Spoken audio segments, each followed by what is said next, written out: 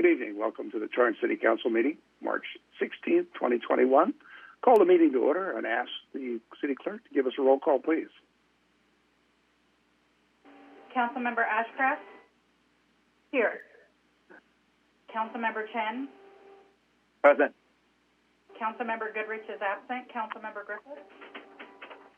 Here. Councilmember Kalani? Present. Councilmember Matucci? I'm here. Mayor Fury? Here.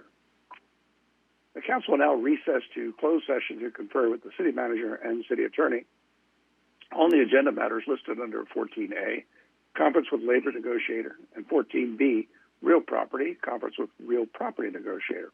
Closed session on these matters is authorized by California Government Code sections 54957.5 and 54956.8. We will return at 7 p.m.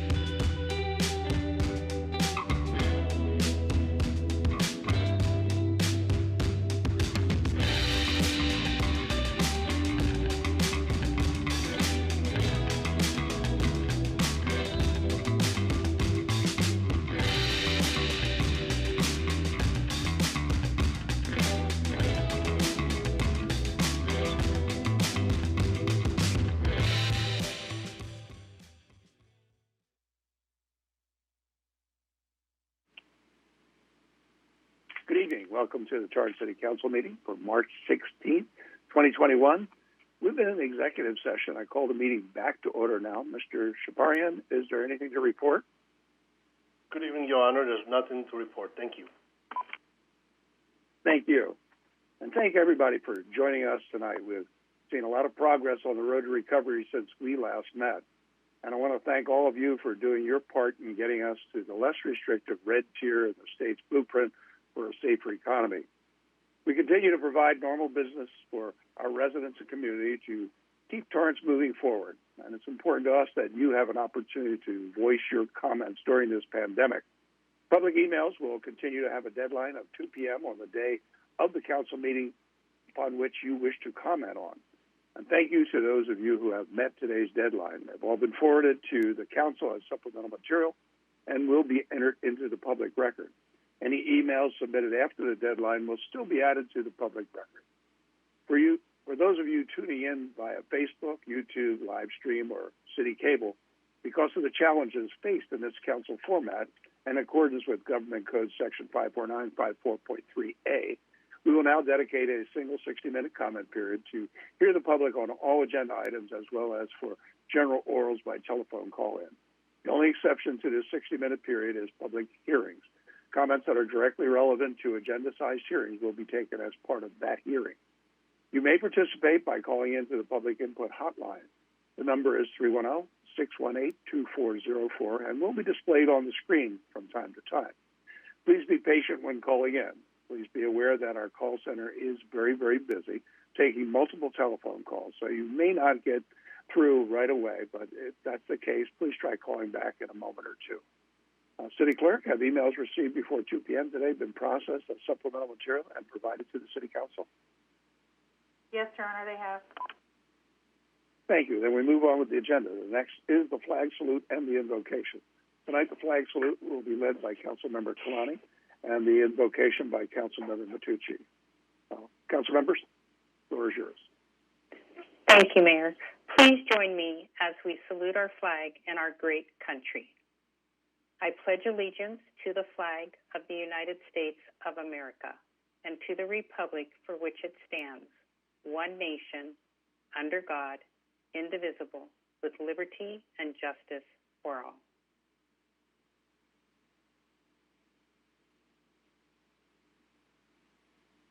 Dear Lord, thank you again for giving us the opportunity to fight one more day for the people of Torrance. Ask that you give this council and staff the strength, the knowledge, and the patience to make the right decisions that will ultimately protect the well-being of our beautiful city. May your guidance lead the way towards a brighter and more loving future. May the citizens that truly love Torrance step forward and speak up. Speak loud, speak clear, and may your voices never be silenced. May we all take pride in our city and never stop fighting for a better, cleaner, and safer Torrance. Amen. Amen. Thank you. We'll take a report of the City Clerk on the posting of the agenda. Your Honor, this agenda was posted on Thursday, March 11th. I'll take a motion to waive further reading.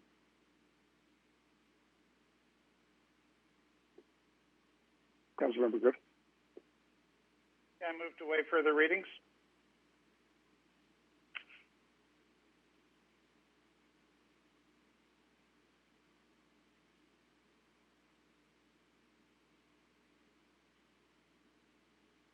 I'll second that. Councilmember Kalani.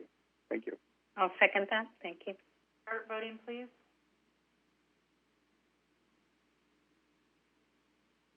Your Honor, that motion carries with Councilmember Goodrich absent.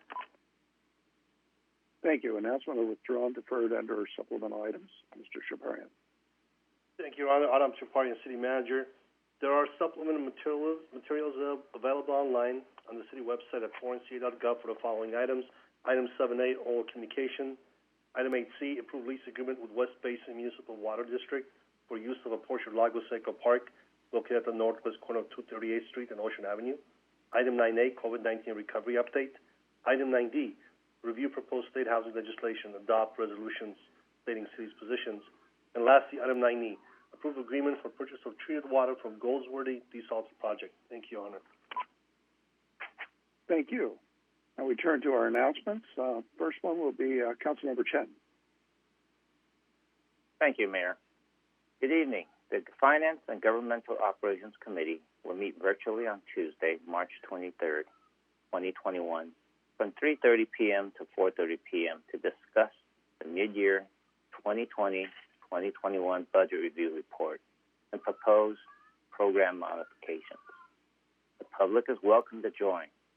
Information on how to join the virtual meeting can be found on the city's website, torranceca.gov. Thank you. Thank you. Councilmember Ashcraft. Thank you. Good evening. The Beach Cities Health District, or BCHD, released the draft Environmental Impact Report, draft EIR, for the proposed Healthy Living Campus at 514 Prospect Avenue in the city of Redondo Beach. Beach Cities Health District is the lead agency, and the official public review and comment period is between March 10th and June 10th, during which Beach Cities Health District will be accepting written comments by mail or email at eir@bchd.org. There will also be several opportunities to submit oral comments on scheduled meeting dates during the review period. Information on the draft EIR is available online at bchdcampus.org/EIR. Staff will coordinate interdepartmental review of the draft EIR in order to draft a city comment letter that will be presented to City Council for review prior to formal submission. Thank you. Thank you. I'll move on to our Social Services Commission Chairperson, Cindy Scotto. Thank you, Mayor Fury. Good evening, Mayor and City Council members. My name is Cindy Scotto, and I'm from the Social Services Commission. I'd like to announce that the Commission will be holding our yearly toiletry drive from March 17th through March 31st. The drive will benefit organizations that serve people experiencing homelessness. The Social Services Commission is aware that due to the pandemic, certain buildings are closed to the public. However, donation boxes will be placed in the Torrance City Hall and the Community Development Permit Center. Also, the Commission has decided to host a drive-through toiletry event on Saturday, March 20th from 10 a.m. to 1 p.m. and on Saturday, March 27th from 10 a.m. to 1 p.m. Collection of donated items will be accepted in the front of the West Annex building located at 3031 Torrance Boulevard, with commissioners on site to help you unload your items. The Commission is seeking donations of personal new hygiene items such as soap, shampoo, hand sanitizer, toothpaste, toothbrushes, lotion, lip balm, baby wipes, deodorant, and towels. In addition, they can also use donations of hand towels, bath towels, socks, and blankets. This donation drive will benefit these local organizations: Harbor Interfaith Family Promise of South Bay, 1736 Family Crisis Center. Oh, there's three: Harbor Interfaith Family Promise of South Bay and 1736 Crisis Center. And Valerie Hernandez, our City of Torrance Outreach Coordinator, will also make supplies available. Anyone with questions can call 310-618-5880 or email socialservicescommission@torranceca.gov. Thank you very much. I hope we get to see you all out there on Saturday, March the 20th or Saturday, March 27th. Thank you, Mayor.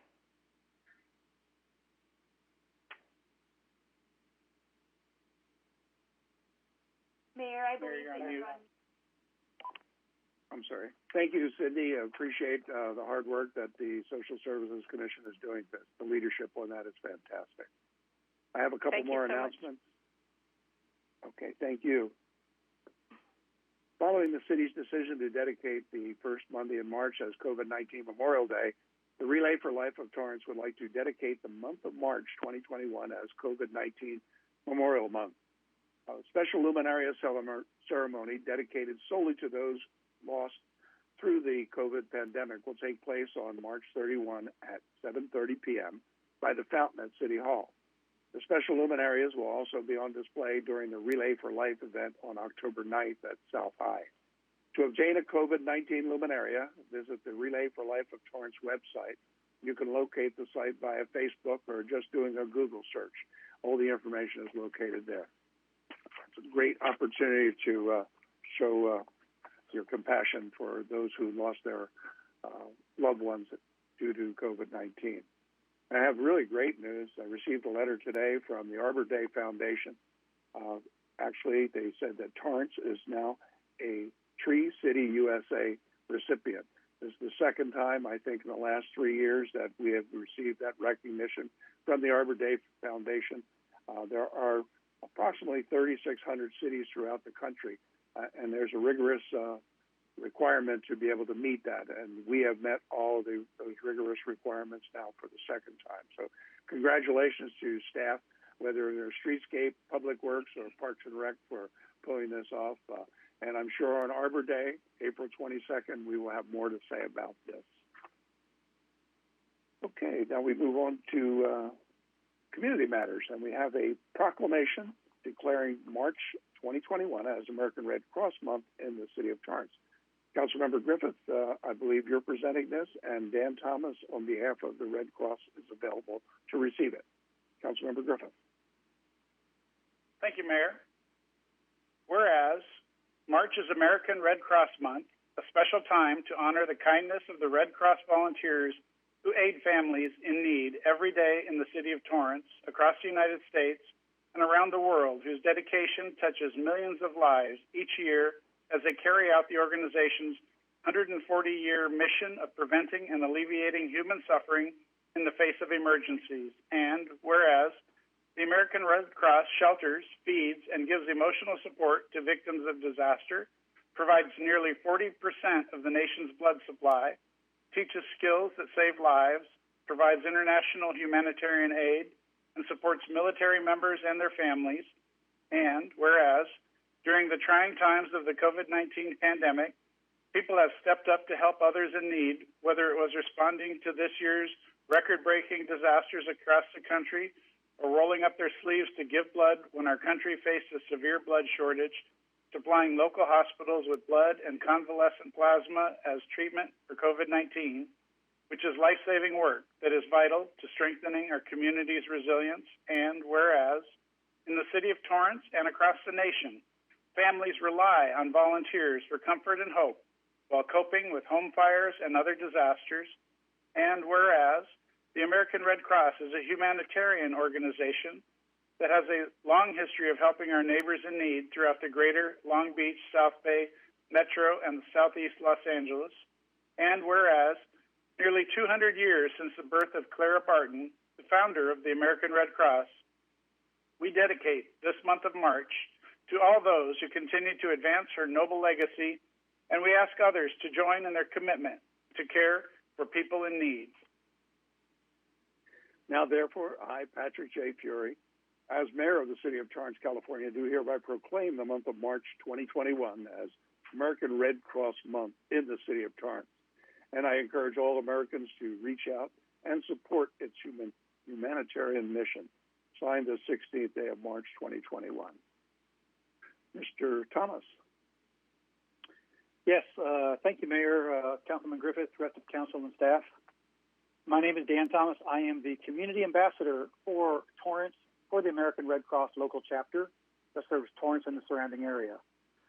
Since 1943, when President Franklin D. Roosevelt declared March as Red Cross Month, our nation has celebrated this month across the country.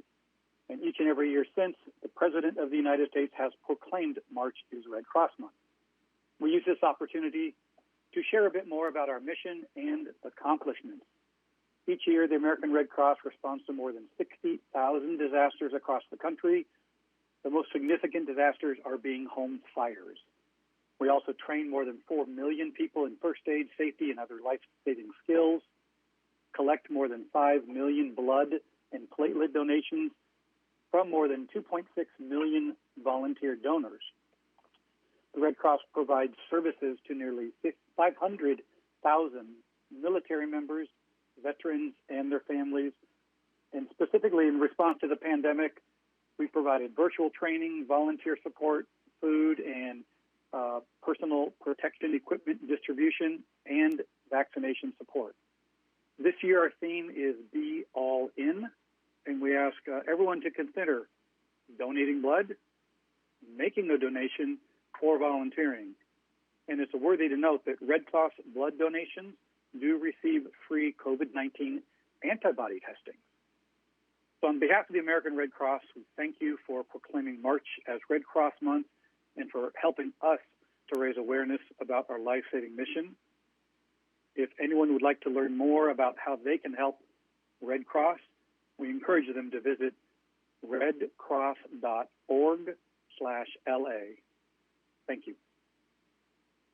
Thank you, Mr. Thomas, and thank you, Councilmember Griffith, for reading the proclamation for us today. We're now moving on to the 60-minute public comment period for agenda items and general orals. If any members of the public wants to speak, please call the public comment hotline now at 310-618-2404. City Council Rules of Order Section 6.4E provides that speakers can only speak once. Any speaker that attempts to speak a second time on any item will be disconnected.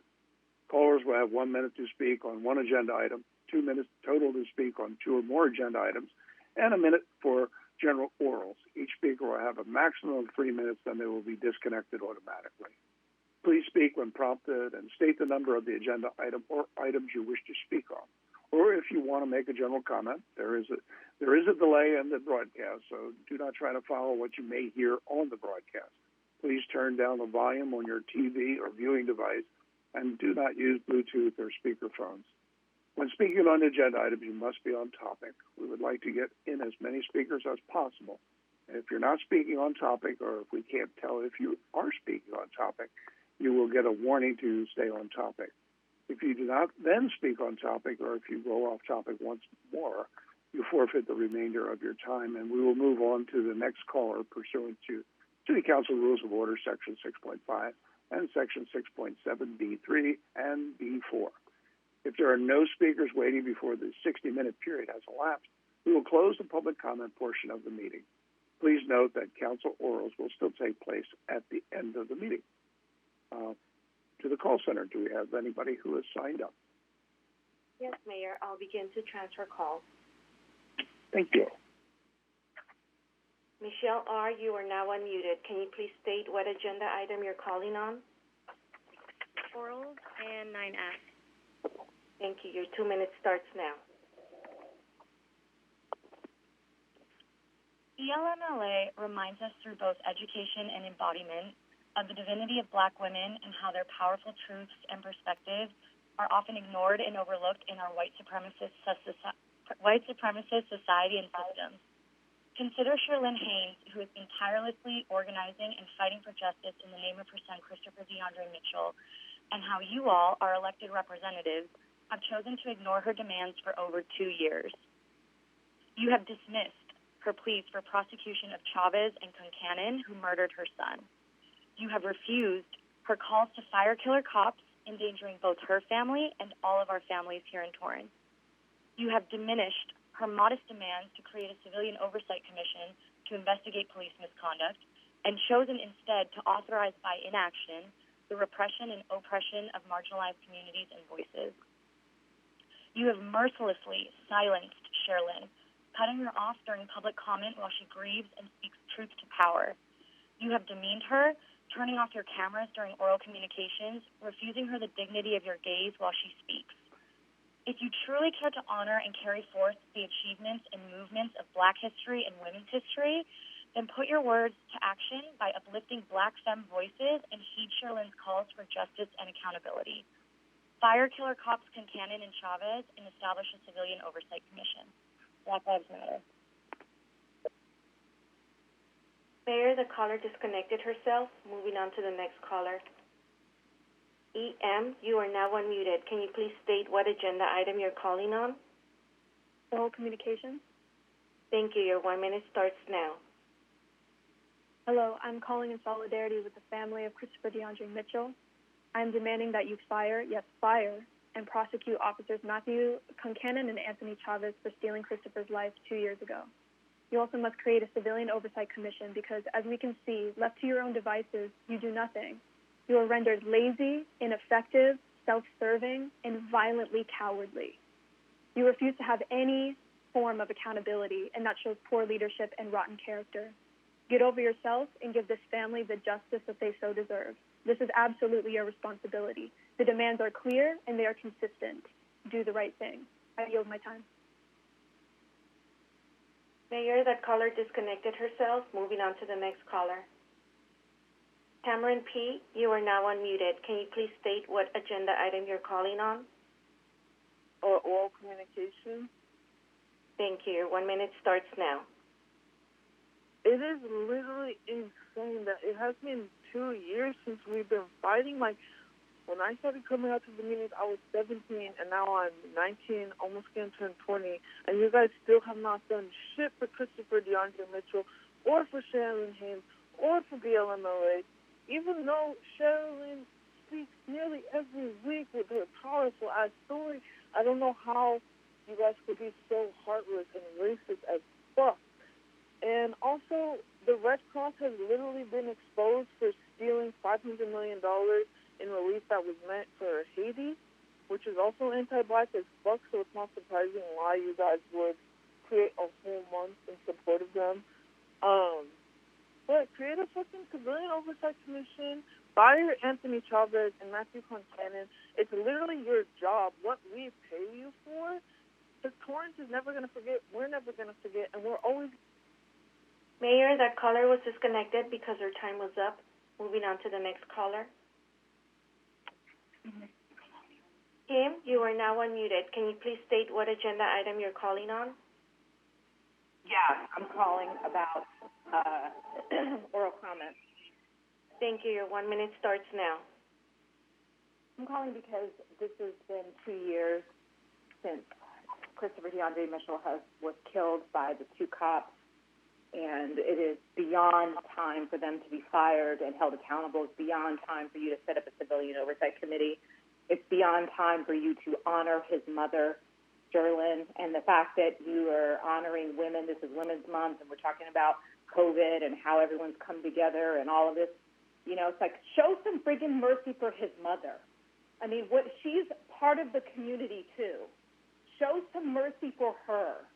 Hold the killers accountable. I don't understand how you can continue to hold these meetings and talk about how great everything is while you turn your nose away from the woman who deserves the most consideration and empathy of all, because you killed her son. Hold the officers accountable. You need to do it now. Enough of this already. Mayor, the caller was disconnected because her time was up. Moving on to the next caller. Kip R., you are now unmuted. Can you please state what agenda item you're calling on? I'm calling on an agenda of oral presentation. Thank you. Your 1 minute starts now. Thank you. I'm calling to support the Torrance Police Department. I've lived in actually the South Redondo area for about 10 years, and we are experiencing serious crime rate increases, 25%, and the Torrance Police Department ended up finding the culprits and putting them behind bars, and the crime rate went down immediately. The whole gang title was called Operation Moneybags, and I am so grateful to the Torrance Police Department, and I'm completely in support of them. Thank you. Mayor, the caller was disconnected herself. Moving on to the next caller. David W., you are now unmuted. Can you please state what agenda item you're calling on?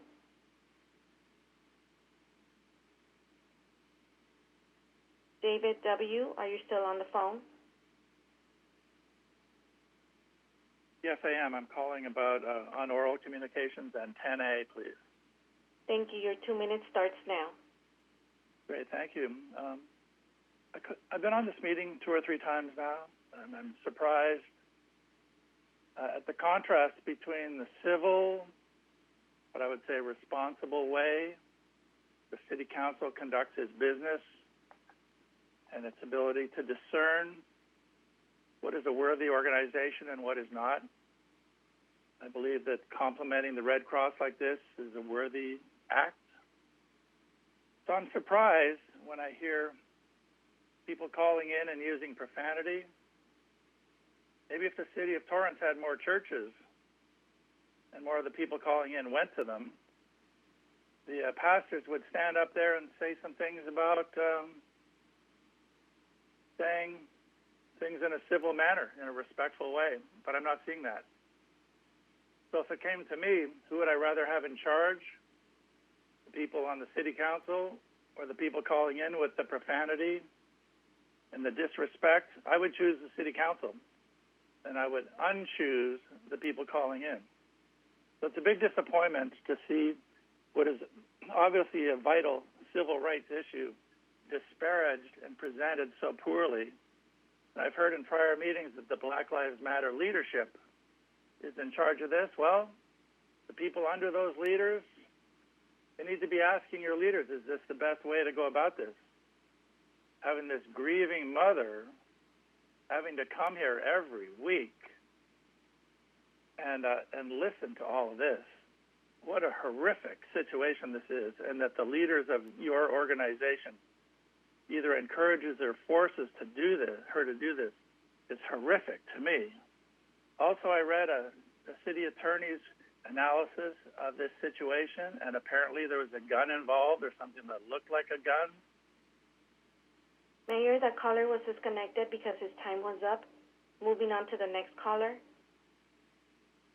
Daniel J., you are now unmuted. Can you please state what agenda item you're calling on? Oral communications. Thank you. Your 1 minute starts now. Greetings. Every Friday at 1 p.m., the Torrance Art Museum Advocates will be virtually hosting Camera Talks.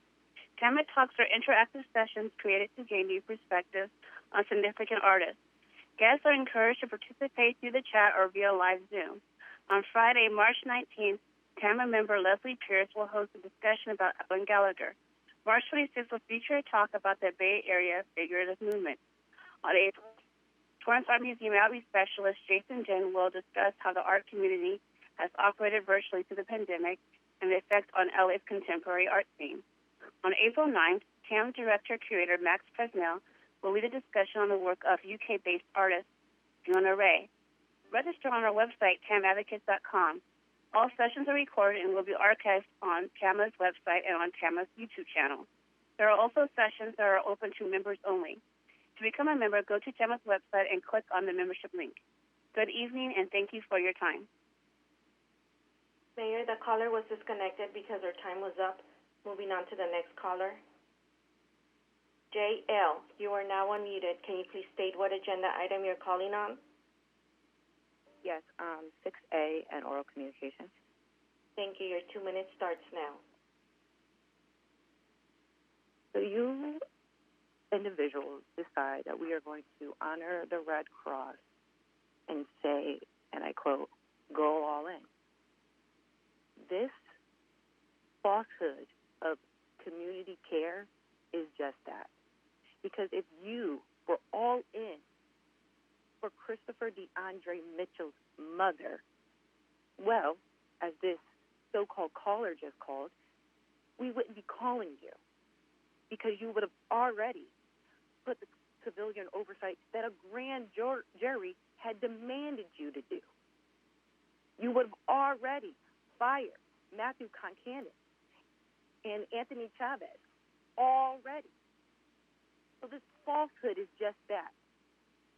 For you to continue to have people call in and tell that her listening. No, it's listening to people like you, people who have lack of empathy and care, who will look for any reason to justify a murder of her only child. Her only child. So no, you guys do not get to sit here and fabricate.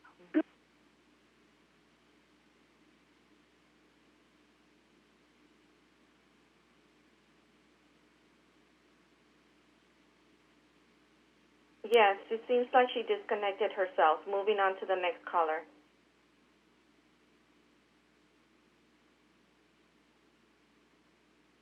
David K., you are now unmuted. Can you please state what agenda item you're calling on? Yes, 8C and 9F. Thank you. Your 2 minutes starts now. Thank you. Honorable Mayor and City Council, thank you for the time. My name is David Kartsonis, and I am a City of Torrance Planning Commissioner, but I want to make it clear that I'm speaking as a resident, not on behalf of the city. In regards to item 8C, I know this is on the consent calendar, but just in case, I want to urge you to concur with the Parks and Recreation Commission and many others in approving this. As a former Parks and Recreation Commissioner myself, I spent a lot of time on this project speaking with residents. I spent time in the park itself. I know this is not entirely a benefit to the city of Torrance, but it will bring an economic and environmental benefit to our parks and the area. I appreciate the work of staff, the Water District, and residents in finding a suitable location. In regards to 9F, I appreciate your body's concurrence in bringing this matter forward. As a resident of North Torrance, I know myself, my wife, and my young children have seen mentally ill individuals in various states of undress and distress in our city. I know many options are being considered, but something needs to be done to protect both the residents and assist the homeless members of our community, suffering either financially, with substance abuse, or mentally. I know there is much to do. There are many options, but the Boise determination has limited our options. We need to ensure our city is protected as well as our officers, but I appreciate you all beginning the process. Mayor, that caller disconnected himself. Moving on to the next caller. Stephanie P., you are now unmuted. Can you please state what agenda item you're calling on? Oral communications. Thank you. Your 1 minute starts now. I'm calling in support of Sherilyn Haynes, as I have been for 2 years. I will continue to support her. She wants the support of the people who care about her. She wants the support of people who care about her loss and want to advocate for her, and that is what we do. And what upsets her is not someone using a swear word. What upsets her is that her son was murdered by the Torrance Police Department. That's what's horrifying for her. Please do not presume to speak for her. I continue to demand that you fire Matthew Concannon and Anthony Chavez and that you establish a civilian oversight committee. This will happen again. They will kill someone else. If it's not them, it'll be some other cop. They will kill someone. If you care about this community and this city, you need to do something now. I yield my time. Mayor, the caller disconnected herself. Moving on to the next caller. Sheila A., you are now unmuted. Can you please state what agenda item you're calling on? Oral communications and 9C. Thank you. Your 2 minutes starts now. Your constant dismissal is a slap in the face of the community. It is wanton disregard for human life. Is that in your Community Development Department 2020 year-end review report? Do you think that your tactics will deter us? Do you not realize that we will not be deterred, that we are relentless because of the work of Sister Sherilyn, because we support her and we are doing as she has asked us to do and because she wants to do this, not only for her child, but for every other child. Your fixation and misplaced concern regarding our language and expression due to justified rage and profound grief is gaslighting and disgusting. be more concerned about the profane nature of the murder of Christopher. Your attention is needed regarding the danger of Anthony Chavez, who has killed at least 2 people, and Matthew Concannon, who has killed 1 person and was sued for violating the rights of another. You need to be more concerned about the flagrant disregard of City Council and the mayor for their job of serving the public by consistently ignoring the calls of a grieving mother and the community, as clearly demonstrated by the slew of emails and calls you get in support of Sister Sherilyn and BLMLA. The vulgarity is City Council refusing to set up a civilian oversight commission of the police department after a grand jury told them to do so. That is the disrespect. That is what there is not happening. This is the same demand of the family. This is a problem. Saying otherwise and pointing to those who are oppressed and abused, and let alone you dare to utter the words of the mother instead of those who are clearly responsible, demonstrates your screwed up priorities. And it is not only present in City Council, it's present all throughout the city of Torrance. Get it together, you sniveling cowards. One way or the other, you will have to face this. You will have to face a reckoning, and you will have to do what we are asking you to do. Mayor, that caller was disconnected because her time was up. Moving on to the next caller. Rev Bunch, you are now unmuted. Can you please state what agenda item you're calling on? That's Reverend Bunch. What agenda are you calling on, sir? That's Reverend Bunch. What agenda are you calling on, sir? Just want to be clear. You're calling for Reverend Bunch? It's labeled here as Rev Bunch, sir. What agenda item are you calling on? I told the person it's Reverend Bunch. What agenda are you calling on, sir? I want to be clear. You are clear. Or what agenda item are you calling on? No, I'm sorry? I said you are clear, but what agenda are you calling on, sir? Oral communications. Let's get it together. Thank you. Your 1 minute starts now. And do your damn job, asshole. Listen, you racist motherfuckers. I've been calling you bitches too fucking, and I'm sick of you bitches being quiet. There's a reverend calling to cuss you motherfuckers out. Same way Jesus called the Pharisees a brood of fucking vipers. The same way I'm calling you bitch asses a bunch of racist white fuck faces. And I hope one day that when y'all are dead and fucking gone, that your memory, your history, your legacy dies with your bitch ass. So all y'all are white supremacy motherfuckers. We want a civilian review board now, not tomorrow, now. When Patrick Fury gets his hand off his damn genitals long enough to fucking write on a piece of paper, civilian review board, we want that shit fucking now. Not tomorrow, right fucking now. Y'all a bunch of racist pieces of shit. You don't deserve one rest, one day. Mayor, the caller was disconnected because his time was up. Moving on to the next caller. Cat B, you are now unmuted. Can you please state what agenda item you're calling on? Calling on items 6A and general comment. Thank you. Your 2 minutes starts now. Oh, you're honoring the Red Cross, and you talk about going all in on the well-being of people of Torrance, and yet you won't go all in on protecting your black constituents like Christopher DeAndre Mitchell, which is why I and my comrades keep calling in every week to demand justice for Christopher, the firing of officers Anthony Chavez and Matthew Concannon, and the establishment of a civilian oversight commission. Chavez and Concannon murdered Christopher in cold blood, and there is no excuse for it. To the person who was talking all about civility and crying about us cursing, murder is not fucking civil. Murder is not civil. Allowing murderers to walk with no justice is profane. That is the height of profanity. That is the epitome of profanity. Not only is it against our nation's laws, by the way, to execute anyone without a trial and conviction, but none of the allegations that pro-cop victim blamers that like to call into here and trot out against Christopher warrant execution under any U.S. law. Nothing he is accused of having done before he was murdered warrants execution under U.S. law. Yet, not only did Chavez and Concannon murder Christopher with no trial or conviction, it was captured on film. The members of this council, Chavez and Concannon's little apologists, clearly don't give a damn about the law or public safety or morality. Your allegiance is to whiteness and nothing more.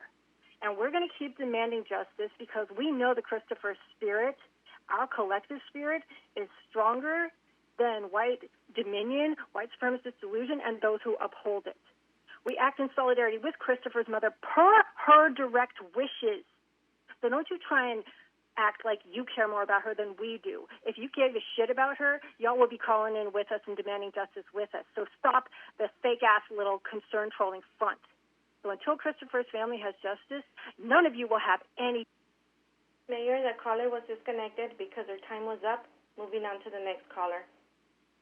Thomas A., you are now unmuted. Can you please state what agenda item you're calling on? Thomas A., yes, I'm calling on oral communications in 9C. Thank you, sir. Your 2 minutes starts now. And I'm also calling to stand with Sherilyn Haynes, the mother of Christopher DeAndre Mitchell, who lost her baby 2 years ago. And as you all sit there with your uppity smirk talking about Red Cross Month on Torrance, who really cares? Let's talk about the unjustified death of a black man. Anthony Chavez and Matthew Concannon need to be fired for the murder of Christopher DeAndre Mitchell. His life mattered. Black lives matter. Are Torrance police officers trained to shoot a potential suspect before even allowing him a second to clear his throat, let alone try to speak or comply with the confusing directives that were being shouted from Concannon and Chavez? The fact is they acted as executioners within those 15 seconds of approaching Christopher, and there should have been immediate action with the two of them losing their jobs, both of whom have been involved in previous shootings that led to additional deaths. Police Chief Berg is quoted saying that they train to de-escalate a situation whenever possible, and that Torrance cops only use the amount of force necessary to perform their duties, and that they will not tolerate in their ranks anyone who does not live up to those standards. So how do you claim that Concannon and Chavez lived up to the standards? The fact is they did not. And you all know it, and you are allowing these crooked cops to keep their jobs because a black man's death doesn't mean anything to you. You're more interested in protecting the systems that were designed to oppress communities of color. Shame on you. Shame on all of you. We're demanding a civilian oversight commission that's created and suggested by the Supreme Court. Mayor Fury, do your job. We're demanding that a civil oversight commission is created who can better handle these horrendous and murderous policing of community members of Torrance. Christopher DeAndre Mitchell, say his name. I yield my time. Mayor, moving on to the next caller. Pork Chop, you are now unmuted. Can you please state what agenda item you're calling on? Hi, if it's me, I would like to talk on 9A, 9F, 8B, 8C, and oral communication. I would like to promote my channel. Thank you. Your 3 minutes starts now, sir. Okay. Go ahead, Mr. Turda. Go ahead, Mr. Turda. Oh, screw you. Screw you. Now, here is the mayor of the city of Torrance mayor. This scumbag say my name in publicly, but I never told him. You are violated HIPAA laws. Now let's talk about how Furry was elected. Furry, the spineless scumbag, was elected illegally, just like he told my name publicly illegally. This scumbag doesn't show his face to the people in a public meeting, but he thinks that if he say my name, that's going to make a big difference. Well, you scumbag, saying my name is illegal for you because I never told you, and you called me pork chop. That's what you call me, you scumbag, who throw your own son in front of the bus. You are a spineless scumbag who doesn't even show his freaking face on TV on a public meeting. Shame on you, the scumbag. Now, my YouTube channel has over 1,000 subscribers. Thank you very much for all of you watching my channel and subscribing. Now, you scumbag, you're going to be the center. You're going to be the center of my YouTube channel. You silent scumbag. I would call you different, but I don't want to upset your constituents, your viewers.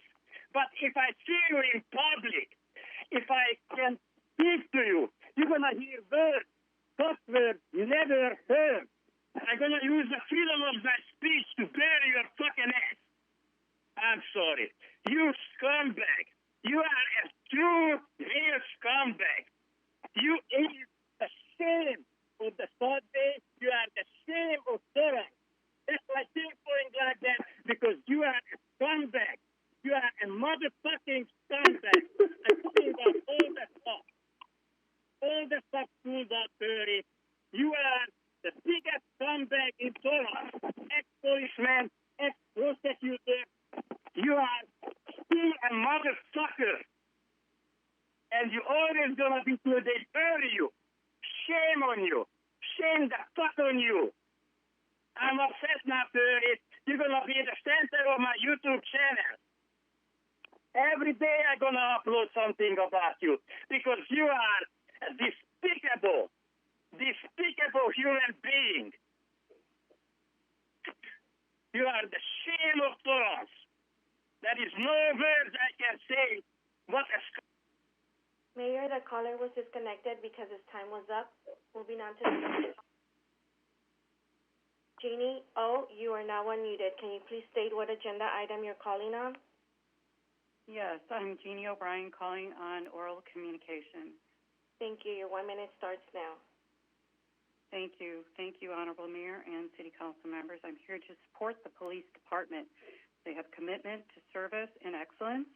They are dedicated to the service of others to protect people, property, and community, and perform at the highest level every day as they set out, not knowing even what they're going to get into. Leadership is what I think about. Our police force has the responsibility to stand up to evil. This is an amazing way to show how to fulfill their duty without avoidance, no matter how hard the task. Sacrifice and humility. Our police put others before themselves, and they do this with courage and devotion, with humility to do the right thing all the time. We're in an upside-down world.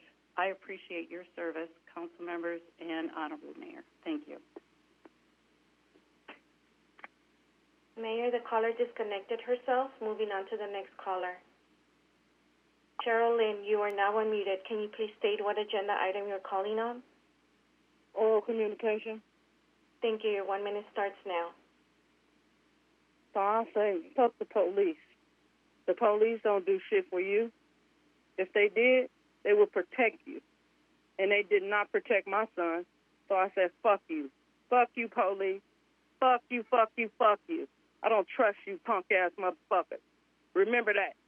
I miss my son. That's my only child. And you've murdered my son within 15 seconds, Anthony Chavez and Matthew Concannon. And I refuse to stop pursuing to get you guys fired and put y'all ass in jail for murdering my son. I don't give a fuck about none of that. My son deserved to live, and you didn't protect his life. All you did was try to protect yourself, and they're protecting you now. So I say, fuck the police. Fuck the police. Christopher DeAndre Mitchell, I miss you, baby, and Mama will never stop pursuing. Mayor, the caller was disconnected because her time was up. Moving on to the next caller. BJ, you are now unmuted. Can you please state what agenda item you're calling on? Oral communications, oral communications 6A and 9B. Thank you, sir. Your 3 minutes starts now. Let me just say it's horrible that you fools cut off a grieving mother who has been requesting justice and simple demands for the firing of the officers who killed her son. You guys should be ashamed of yourselves. Justice for Christopher DeAndre Mitchell. Say his name. I'll also say fire officers Anthony Chavez and Matthew Concannon. Create a civilian oversight committee as a grand jury instructed you to do before Christopher got murdered. Let me also say Black Lives Matter, all Black Lives Matter, defund the police, reimagine public safety, end police associations, and fire Chief Moore in L.A. My name is BJ, and I'm a concerned Angelino calling in solidarity with the family of Christopher DeAndre Mitchell and demanding accountability for the slaying of Christopher. Let's remember the hallowed words of Reverend Dr. Martin Luther King Jr., that injustice anywhere is a threat to justice everywhere. So although you guys will use some flat words for Black History Month, I'm not going to let you forget that. You are perpetuating injustice day in and day out, so much so that there's blood on your hands and blood money in your bank accounts with your constituents suffering in a 1950s-style Torrance, Mississippi set of conditions. I support Miss Sherilyn in demanding justice for her son because you clowns are spineless, heartless, and you're cowards, some of the worst leaders that I've ever had the misfortune to lay eyes on. It's especially true that you guys are just goons that are fed by the pigs when you put a baton to Miss Sherilyn's neck. So let's just remember this. Pain turns to purpose. Loss becomes advantage to this white capitalist American callousness. So that's why Black Lives Matter Los Angeles will continue to vote and organize in Torrance and continue to challenge that coward, dumbass, boiled cabbage face-looking Matucci, as well as the coward formerly known as Pat Fury, who wants to giggle like a school child.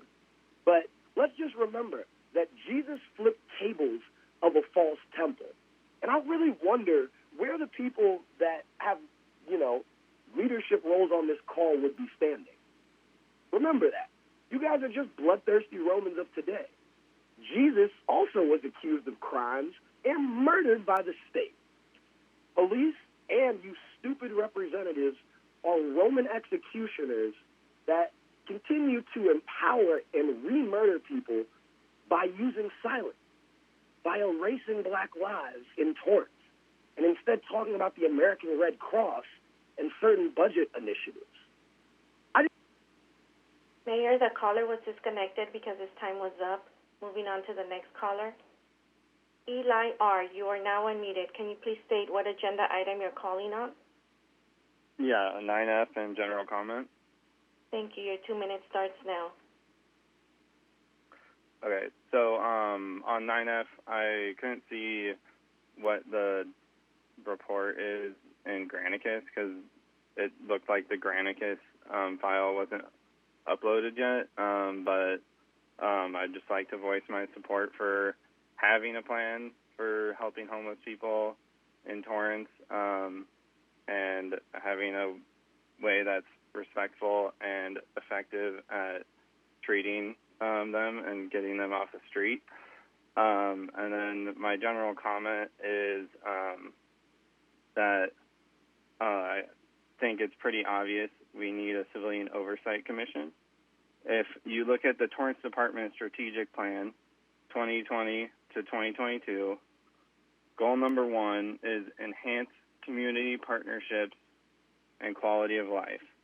It goes on to say to reduce crime and enhance the collaborative partnerships within our community.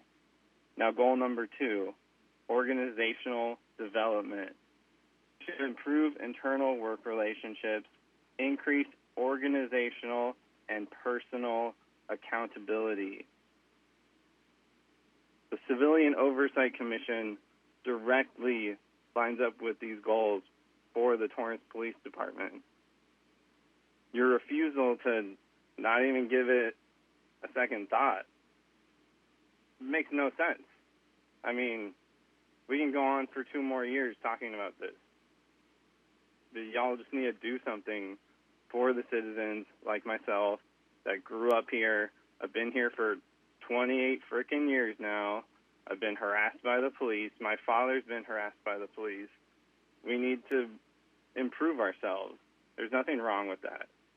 That's all. Bye. Mayor, the caller disconnected himself, and he was the last caller in queue at the call center. This concludes oral communications. Thank you. We move on with our agenda. We're taking item 10A, Now is the time and place for the public hearing on agenda item 10A, recommendation of the Community Development Director that the City Council conduct a public hearing to consider repealing existing pipeline franchise ordinance number 3351 with Torrance Valley Pipeline Company, LLC, adopt a categorical exemption under California Environmental Quality Act pursuant to Section 15301 of the guidelines implementing CEQA, adopt a pipeline franchise ordinance with Torrance Valley Pipeline Company, LLC, for 16-inch pipeline M70 for a term of 10 years, in parents the initial term, with the option to extend the franchise for 2 additional 10-year terms, the subsequent terms, and approve an ordinance summary for publication. Has this matter been properly advertised? Yes, Your Honor, it has. Thank you. Is there a staff presentation? Yes. Good evening. I'm Greg Loden with the Community Development Department. The item before Council tonight is a request from Torrance Valley Pipeline Company, LLC, to renew their pipeline currently held under Franchise Ordinance 3351, which was adopted on May 19, 1992. Ordinance 3351, which was amended by Ordinance 3471 and extended by Ordinance 3817, expired on June 18, 2020, and has been on holdover since that time. Torrance Valley Pipeline Company, LLC, wishes to renew the franchise ordinance for 10 years with 2 10-year options to extend. On February 23, 2021, the City Council adopted Resolution of Intent to set a public hearing for tonight, and the public hearing notice was published in the Daily Breeze on February 25, 2021. This franchise covers pipeline M70, which is a 16-inch pipeline running along Prairie Avenue between the northerly city limits to 190th Street, turning east on 190th Street, and immediately turning south into private property. The M70 line is 7,105 feet long and is a proprietary pipeline which requires negotiations with the city to determine the rates. In June of last year, the city received $50,435.60 in franchise fees, which works out to $7.10 per linear foot. This is a competitive rate in the industry, according to our recent verification by our pipeline consultant. The rate is tied to a consumer price index and will be adjusted annually. This franchise is categorically exempt from CEQA in accordance with Section 15301, as it involves the licensing of existing facilities. At this time, staff recommends the repealing of the existing ordinance with Torrance Valley Pipeline, the adoption of a categorical exemption under CEQA pursuant to Section 15301, the adoption of a new franchise ordinance with Torrance Valley, and approval of an ordinance summary for publication. Representatives from Torrance Valley Pipeline are in attendance tonight. This concludes staff's presentation, and we are available for questions. Thank you, Mr. Loudon. Are there any questions from the council? I see none. We'll now take public comment on this hearing. There will be a designated 30-minute time period dedicated to this matter. Each speaker will have 2 minutes to speak. If any members of the public want to speak on this matter, please call the public comment hotline now at 310-618-2404.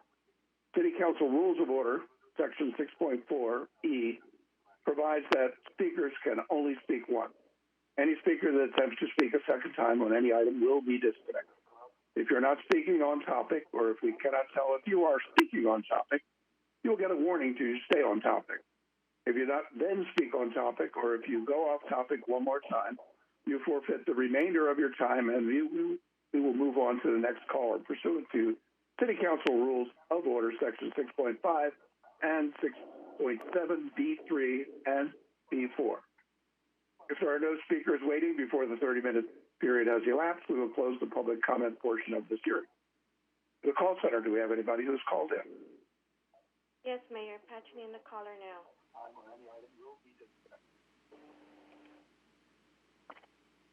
Pork chop, you are now unmuted. Your 2 minutes starts now. Hello, this is Pork Chop. Pork Chop for everyone of you who named me and who I always told my name as Andy. I hope I'm not going to violate any HIPAA laws like the mayor, nor the Brown Act as the mayor did. Don't laugh, idiot. So let's go to this pipeline thing. I approve the pipeline thing just for one reason. So once I do the same thing as you did. So we need pipelines because oil is very important in economy because it fuels our cars and also makes electricity for electric vehicles. But people usually forget coal and oil is a major fuel for the electric car, but Timmy Goodrich doesn't know very well. But I just would like to express my opinion as Andy Porkchop, as I told you all the time, and I approve this hearing and the agenda and the project. We need oil, and it's safer and better to transport the oil underground in pipelines. And I wish and I hope you say yes on this project because I'm enjoying my Ford Crown Victoria. I like it, run it with gasoline, and I don't want to end up like people ended up in Texas in a storm with an electric car. So please say yes and approve this project. Andy Porkchop signing off. See you guys on the next one. And don't forget to watch my YouTube channel. That's really going to be the subject every day. At least one video I'm going to upload. Mayor, that caller was disconnected because his 2 minutes were up. Moving on to the next caller. Please.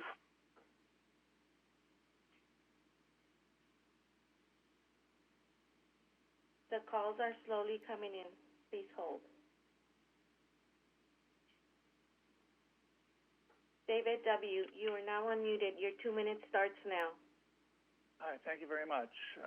This is David, and I've been an activist for land use and land use protections and environmentalist for a long time. The California Environmental Quality Act was passed shortly after the Federal Act because California wanted a tougher law. But developers, including cities and counties, have been working hard to dilute it, I believe, to the detriment of the public. So whenever I see a categorical exemption, I know something really bad has just happened. I've not been able in my other work to persuade the staff to actually look into this. Instead, they hire engineering firms which decide the exemption applies, plus land use attorneys who do the same thing. So I would urge the City Council to inquire deeply and further into this so-called CEQA exemption to make sure it does apply and hopefully find ways to make sure that the Environmental Act will be implemented and the environment protected. Thank you. Thank you, sir. Anybody else? Mayor, there are no more callers in the queue at the moment. Okay, if there's no one left to speak, then I'll take a motion to close the public hearing. Councilmember Griffin? I move to close the public hearing.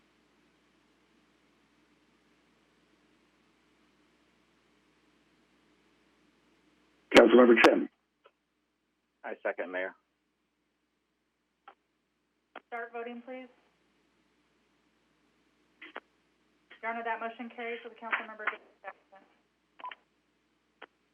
Thank you. Does the council have any questions? No more questions or comments? Then I'll ask the city clerk, may we have a number and title, please? Yes, Your Honor. This is ordinance number 3888, an ordinance of the City Council of the City of Torrance, California, repealing ordinance number 3351 and granting to Torrance Valley Pipeline Company, LLC, a franchise to construct, lay, operate, test, maintain, use, renew, repair, replace, move, and remove, or abandon in place, a system of pipelines and appurtenances for the purpose of conducting, transporting, conveying, and carrying petroleum products on, along, in, under, and across public streets, ways, alleys, and places within the city of. Thank you. Do I have a motion to concur with the staff and to adopt ordinance number 3888?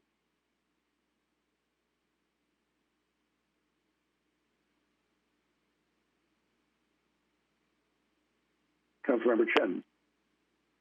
Thank you, Mayor. Move to concur with staff recommendation to adopt ordinance 3888 and approve a summary ordinance for publication.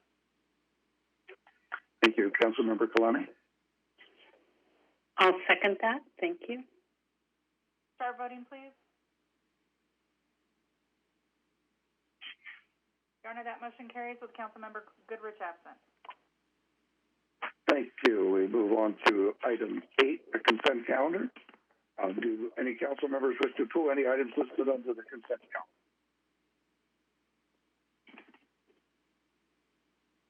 We'll wait till it clears. Councilmember Griffith? Yeah, I'd like to pull 8C, please. Councilmember Ashcraft?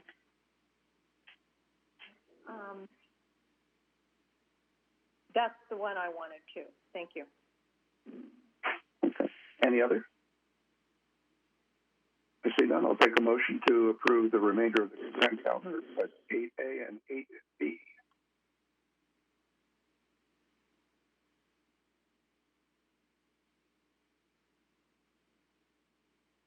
Councilmember Kalani. Thank you. Motion to approve the balance of the consent calendar 8A and 8B. Councilmember Griffith? A second. Start voting, please. Your Honor, that motion carries with Councilmember Goodrich absent.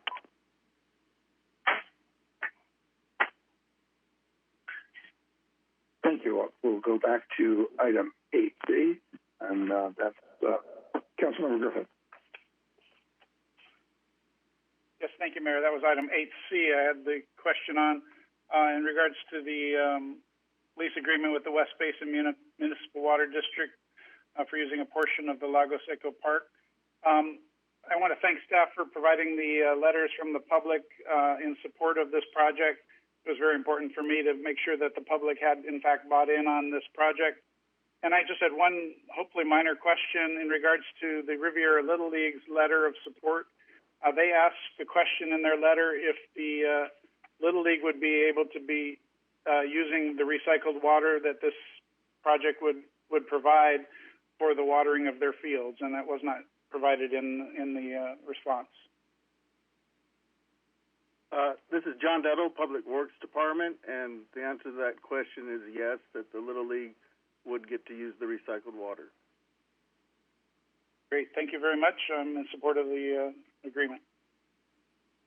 Thank you. Councilmember Ashcraft, did you have another question? Oh, yes, I do. My issue deals with the contract itself. I've talked to our city attorney as well as Mr. Bilazarian and today Mr. Fenton. And my issue is that this contract, as we read it in here, it compares itself to the West High water pump station, and that contract was written over 5 years ago, and so we're getting the same annual payment of $4,000 with a 3% escalation. I'm thinking, you're comparing, but that was over 5 years ago. Also, that it's a 20-year contract with 6 automatic 5-year extensions. That makes me nervous because we're tying up the hands of council members 20 years plus ahead of time. And as a track record, with turnovers in departments and turnovers on city council, we've had several times where contracts were overlooked and they went ahead and automatically renewed. And we weren't able to negotiate if we wanted to negotiate, and several of them were done many years previous to the existing council. So I have a very big concern there that if we're coming up on 20 years, the the written notice in order to renegotiate or open the contract again has to be, a letter has to be written 3 years prior. So in year 17, a written notice can terminate the lease by either party.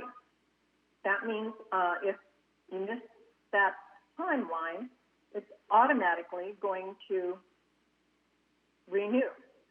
I'm concerned about that because then you're into it 25 years. Just seems like a long time.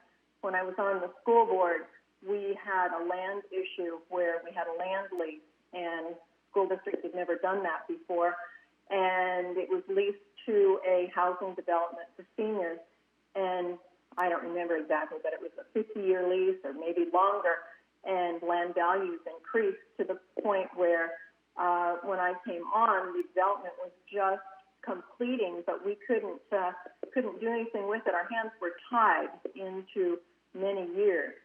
So I would like to see this with no automatic extension and come back in 20 years, if we do it 20 years, and I think that 20 years is more than fair, to not do an automatic extension, but to let the council at that time look at it and see what things are at that point in time. That would be my recommendation. Mayor, this is Adam Chaparian, City Manager. If I may, Councilwoman, you raised a valid point about tracking contracts. One of the efforts we're undertaking is creating a laserfish automated system, which will, given all the magnitude of the various land leases that we have, and in order to avoid the situation that you described, our goal is to import all of our Excel spreadsheets into an automated system, which will be managed by Finance Department and the City Manager's Office, just to address your concern as far as missing deadlines in the future. That's something we do recognize, and we are working to rectify the situation. Thank you.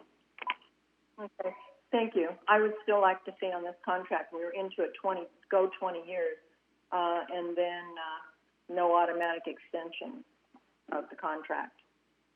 Come back to council, which we do on a lot of contracts. Thank you. Anybody else?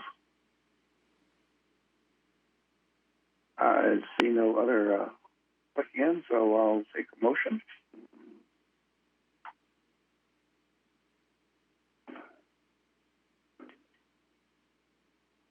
Councilmember Matucci.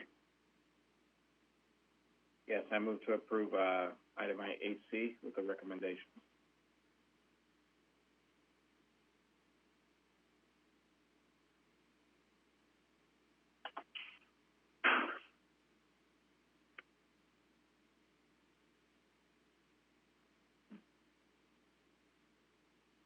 I need a second.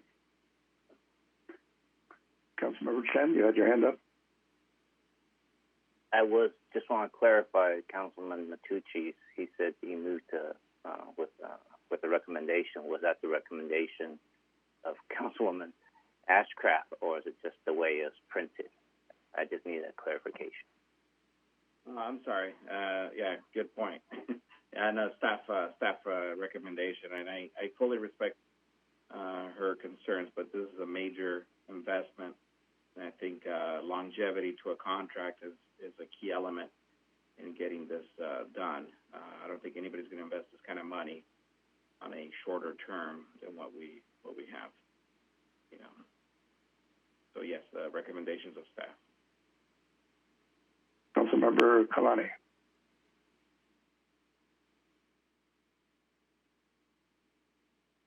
I think Councilmember Ashcraft raised her hand again. Your Honor, if I could just address... Yeah, thank you. I'm not asking for anything less. I'm asking for the 20 years and then to reopen it. I think it's to our benefit. That's just clarification on my point. I'm all for the 20 years, but I'd like to see it not be an automatic extension at that time. It needs to be opened up for evaluation, was my feeling. Thank you. Understood. Councilmember Kalani. I'll second Councilmember Matucci's request. Start voting, please.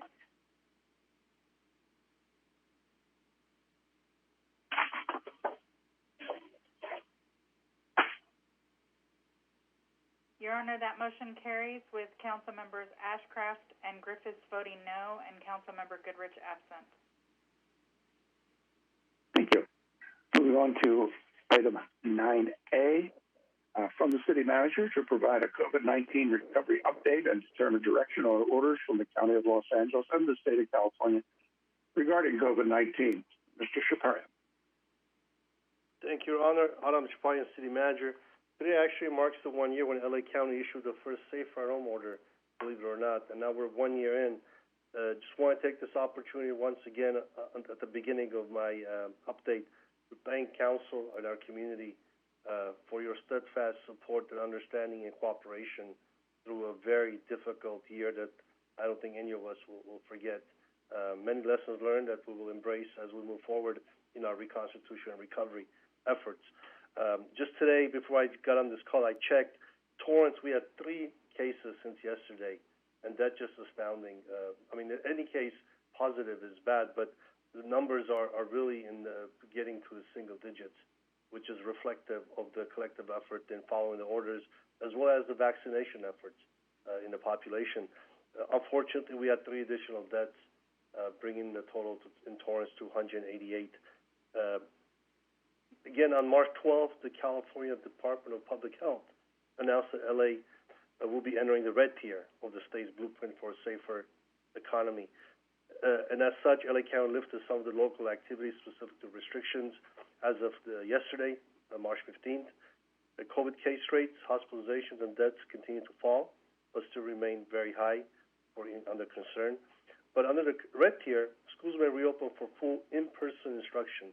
Museums, gyms, movie theaters, restaurants, and food courts may open indoors at limited capacity. Furthermore, shopping malls, retail, and personal care services can increase capacity to 50%. And as of February 26th, updated state guidelines allow for outdoor youth and adult recreation sports, including moderate contact and high contact sports, to resume practice, training, and competitions in counties where the case rate is or below 14 cases per 100,000. In LA County, protocols were revised to align with the new state guidance, which means moderate contact sports, including baseball, field hockey, softball, and volleyball. High contact sports include football, basketball, rugby, soccer, and water polo. The city park, courtrooms, and nets have been restored with the health order signage. City participant waivers have been updated to reflect the latest LA County health orders and incorporate competitive play by youth and adult sports. Resumption of youth sports, including Little League and AYSO, is expected in March, as soon as new waivers are processed. Adult softball will resume in mid-April, and we're also notified that LA County returned the volleyball nets at the beach, and they're resuming the junior lifeguard program. Enforcement of posted permit parking signs and posted no parking street sweeping signs will resume on April 1st. An initial grace period from April 1st to April 18th will be in place to issue warnings to vehicles parking permit parking areas and posted no parking street sweeping areas. Staff will provide adequate public notice about the start of April 1st and during grace period. And this was the methodology that we had stated early on in our enforcement, to wait for the state and the county to move to red tier. LA County Public Health also released a list of map of vaccine sites within the county and continue to update their website with available appointments. As of March 10th, LA County Department of Health reports that 2.7 million doses of the COVID-19 vaccine have been administered in LA County, and nearly 900,000 people have received the second dose. Thanks to our partnership with Providence City Company of Mary Hospital and the Torrance Unified School District, last week 875-plus city and TUSD employees got vaccinated at LCM. And sincere thanks to Katie Wan from our EOC, Jeff Stoddy, Chief Henderson, Captain Sweeney, Chief Cerna, and the entire EFD team for their efforts in coordinating this massive undertaking. We're one step closer to reopening, thanks to their efforts. City Torrance has consolidated the vaccine distribution information on one page, as stated earlier, and we continue to utilize all social media outlets to share this information. The page can be found at www.cityoftorranceca.com/vaccination-info. In partnership with LCM, the Torrance Fire Department was able to administer 240 vaccines to residents at retirement communities of Brookdale and New Horizons. TFD is finalizing plans to vaccinate an additional 50 people at New Horizons who have difficulty moving around. The city continues to pursue vaccine opportunities for senior citizens who may have trouble making an appointment or leaving their homes. Lastly, the health and safety of our employees, their families, and our community members continue to be city top priority. And again, I'd like to thank city staff and our community for your support and keeping our numbers to a minimum. The Torrance, in comparison to other cities of comparable size, is trending significantly lower. And then lastly, I want to thank Candace Lau, our management aide, for her assistance in providing these reports. Thank you, Honor. Myself, Chief Cerna, and Ms. Wan are available to answer any questions you may have. Thank you. Thank you, Mr. Shakarian. And we will have some questions, I'm sure. But before we get into the question period of time, to those family members who lost a loved one, those 188 Torrance souls who have passed due to COVID, please accept our sincere condolences for your loss. And for those who do have a prayer in us, you are included in our prayers. So we have some questions from Council. I see Councilmember Chen. Thank you, Mayor. Just want to thank staff for helping with the vaccination, helping with the PUSD so that we can get the students back to school and the teachers vaccinated as well. And I have a quick question, which I probably should have asked you earlier. I see on page 4 of the staff report that the libraries are open. And I had a recent question. Are all Torrance libraries open to public? And if so, is there a certain capacity restriction? And if not, do we have plans to open them? We're in a process. I can ask John LaRock, our Community Service Director, to provide a status update, Councilman. Thank you. Good evening, Honorable Mayor, members of City Council. John LaRock, Community Services. Currently, Councilmember Chen, all the libraries continue with the curbside service only. The interiors of the libraries have not been open to the public at this time. Prior to the recent March 12 health orders, we did have the ability to open the libraries at 25% capacity, but determined that would still pose a health risk to both the staff and the public. Now with the March 12th order, we do have the ability to open at 50% capacity. But again, there's an analysis we need to do in terms of staff safety, facility readiness, in terms of spatial relationships between all of the furnishings, computers, bookshelves, as well as all of the service counters, how to manage the capacities of each branch, keeping our public safe, dealing with people who experience homelessness, who tend to loiter in the libraries for great lengths of time, and how that would affect the count at percentages. So we are underway with an analysis with the city manager's office, with general services, and Yolanda Wilburn and her library staff to determine how best to operate. We also have a well-received survey regarding library services underway that is expected to sunset this week. We've had almost 1,000 responses to that, and it's letting us customize the potential opening of specific branches during specific times so that if we're able to make, for instance, the Katie Geisert Library ready to receive members of the public inside, we're putting all of our efforts, both financial and staff-wise, into that branch's capabilities to safely host the public and protect them and our staff. So that survey will somewhat inform our decision-making, and as we have an update on the status of libraries, we'll certainly be able to bring that to this body. Thank you very much. And do we know where I've been watching the news? There's some talk. I believe it's from CDC that there may be some update. We're monitoring is it 6 feet or 3 feet social distancing. Are we monitoring that to see how when we're opening, whether it's library or any other parts of the city? This is Adam Chafari. We continue to monitor all the CDC guidelines. Mr. Stadi, our EOC coordinator, actively posting on Slack. And just recently I spoke to Mr. Magardici, General Service Director. what we would do with all the stencil, the prior locations when it may be faded. We're thinking of using that as an opportunity to do some branding as to reminders on good protocols. So that'll be a good problem to have. But yes, we continue to monitor constantly. Okay. And we'll Thank update you as soon as information is available. Thank you for all that you guys do. Appreciate it. I took advantage of going to the fitness center yesterday, day one. Thank you. Any other questions from council? Seeing none, I'll take a motion to concur with the staff recommendation. Actually, I think this is to accept and file.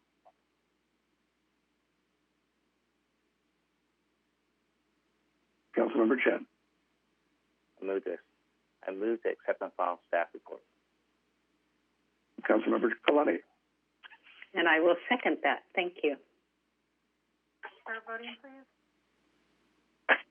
That motion carried with Councilmember Goodrich absent. Thank you. Item 9B is from the city manager and city attorney, ratification and extension of administrative orders. Mr. Shaparian. Thank you, Your Honor. Adam Chaparian. This is a recommendation of the city manager, as we've been regularly, and city attorney that council adopt resolution ratifying orders, admin orders by the city manager issued from January 8th, 2021 to March 11th, 2021. And the two orders include the parking enforcement as well as a request to restore the youth adult sports. I'm available if you have any questions. Thank you. Are there any questions? I see none. On this, I need a number and title, please.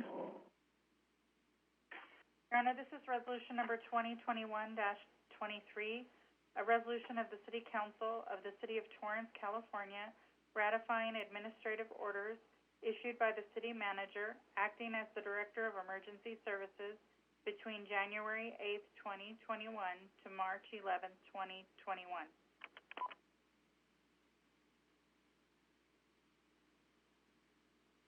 Councilmember Griffith. Yeah, thank you, Mayor. I move to concur with staff recommendation and adopt resolution 2021-23. Councilmember Ashcraft. I second that. Start voting, please. Your Honor, that motion carries with Councilmember Goodrich absent. Thank you. Moving on to item 9C as in Charlie. From Community Development to accept and file Community Development Department 2020 Year in Review report from Mr. Santana. Good evening, Your Honor, and members of the City Council. My name is Danny Santana, Community Development Director. Over the last 2 years, I've had the pleasure of working with the dedicated professionals that work to advance a safe, accessible, and sustainable built environment here in Torrance. After completing a full year of department quarterly reports, in 2020, we applied what we consider to be visually engaging use of GIS systems to help communicate those efforts in a report that comprises the entire 2020 calendar year.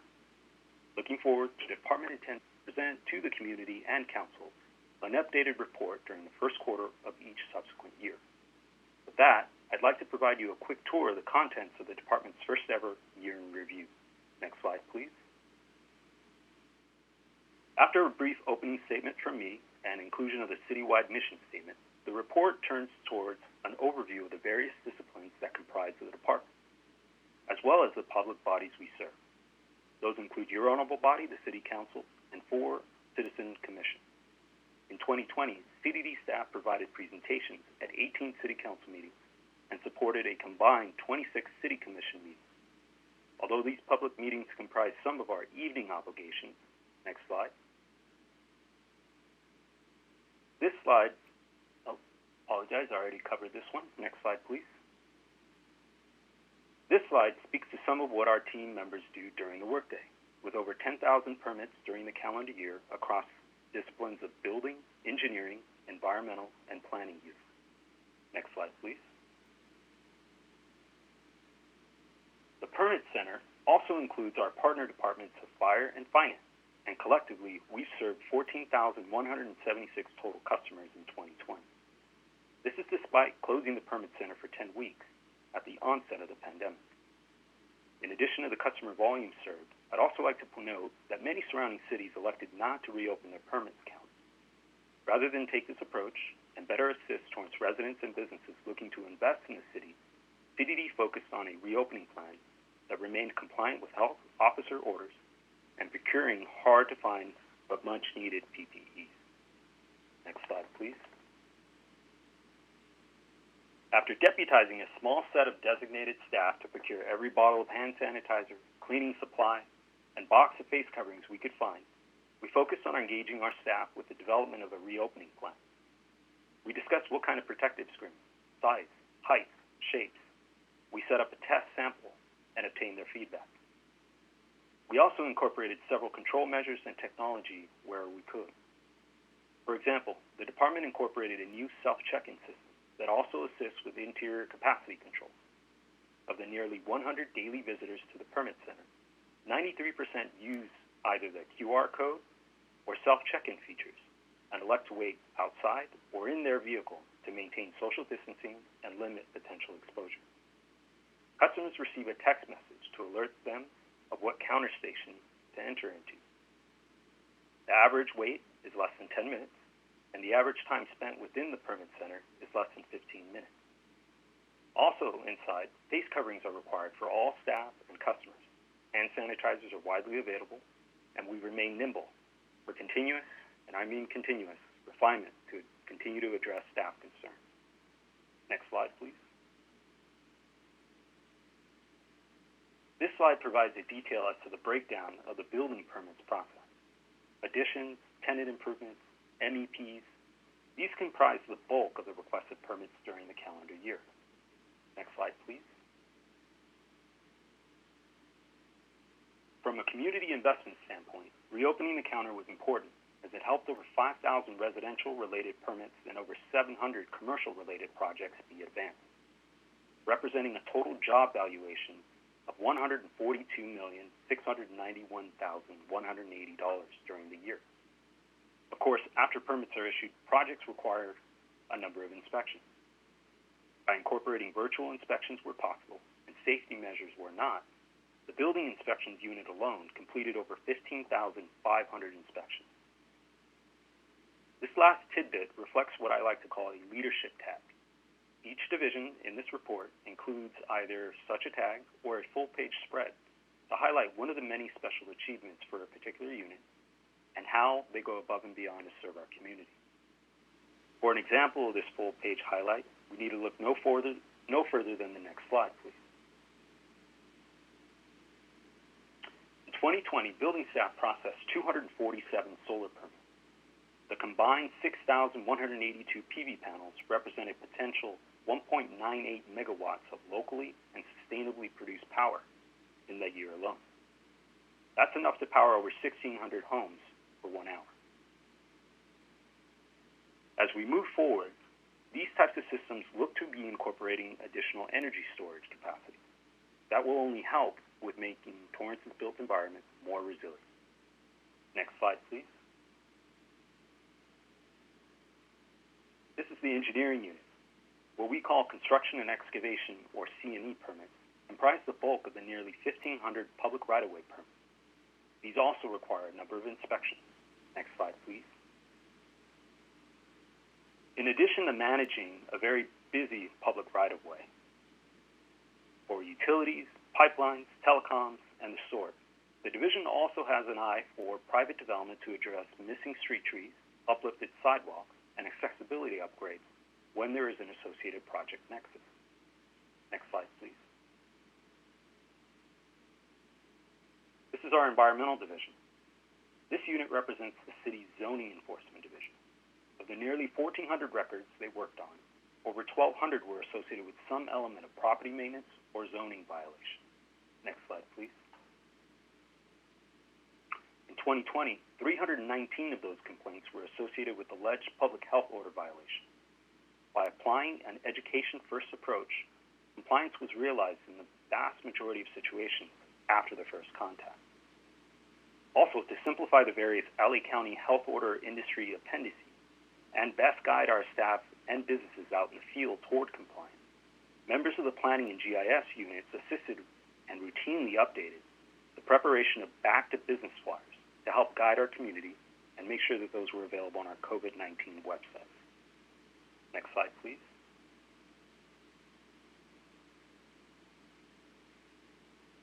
CDD also administers the Torrance allocation of Federal Housing and Urban Development Section 8 housing vouchers. In 2020, housing staff applied and received for 10 additional VASH vouchers.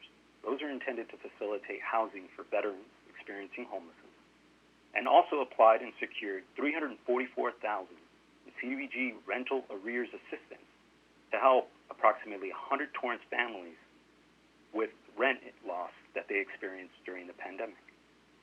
Next slide, please. In addition to processing 716 land use entitlements, planning divisions also sought and secured $810,000 in grants to assist with comprehensive planning initiatives that normally would be reliant on the general fund. This is critical to advance focus initiatives at a time when the general fund is severely impacted due to the pandemic-related impacts to sales tax and hotel occupancy tax. Next slide, please. The planning units also adapted a pre-pandemic parking lot event permit process to facilitate outside dining and parking lot activation. This process collects input from our fire, police, and public works to ensure safe site activation. One of the largest efforts also included community and general services departments with the City Council-supported Downtown Alfresco Dining Initiative. Next slide, please. A year-in-review report wouldn't be complete without a sampling of notable projects throughout the city. Next slide, please. Including the relocation and grand opening of the new Mitsuwa Marketplace at the Del Amo Fashion Center. Next slide. The 93-unit Oakmont Senior Living Development on Omita Boulevard. Next slide. The completion of the first phase of the Ceres Regis redevelopment at the former Toyota campus. In this phase alone, upwards of 400 jobs have returned to the site in just the first 3 industrial buildings. Next slide, please. The new life being breathed into the former PV Bowl site, with the exterior shell of the soon-to-be Aldi grocery store shown on the screen. Next slide, please. Despite the pandemic challenges, EDD and our partner in economic development, Fran Fulton, have been hard at work on the downtown revitalization plan.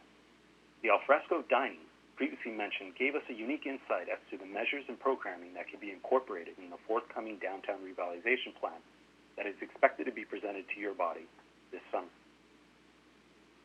Next slide, please. Also of note was the retrofitting of the former Costco building on Sky Park, which in a few short weeks will become the very active Amazon last-mile delivery facility. The market is not ripe currently for about 140,000 square foot former retail building. This was a unique and adaptive reuse that will provide approximately 300 jobs. Next slide, please. Lastly, after an extremely challenging year for our community, businesses, and staff, it's important to recognize efforts that continue to help us move forward. To that end, I assembled a team of staff from planning and GIS units that I knew would do a great job in designing a report format that would be visually engaging, provide informative details, and identify forward-leaning achievements to aid us in communicating the public we serve and remain focused on the future. I want to thank Oscar, Leo, Sonny, Nick, and Eric for their professionalism on this effort. Your Honor and members of the Council, I want to thank you for your time this evening, and I'm available for any questions. Thank you. Well, Mr. Santana, I want to thank you for the effort and hard work that you did in 2020, and what a great report to let us know exactly what was happening in our community, notwithstanding a pandemic that curtails an awful lot of things in our city. Clearly, Torrance was operating as a government. Councilmember Griffith, you have a question, comment?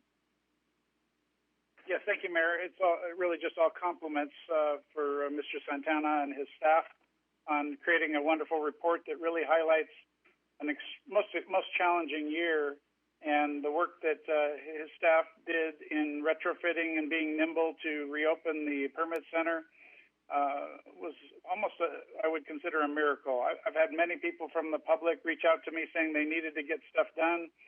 When I told them just to come on into the permit center, they were shocked because they deal with other cities, as you mentioned in your report, that their cities are still completely shut down and have not provided the level of service that you have in your department.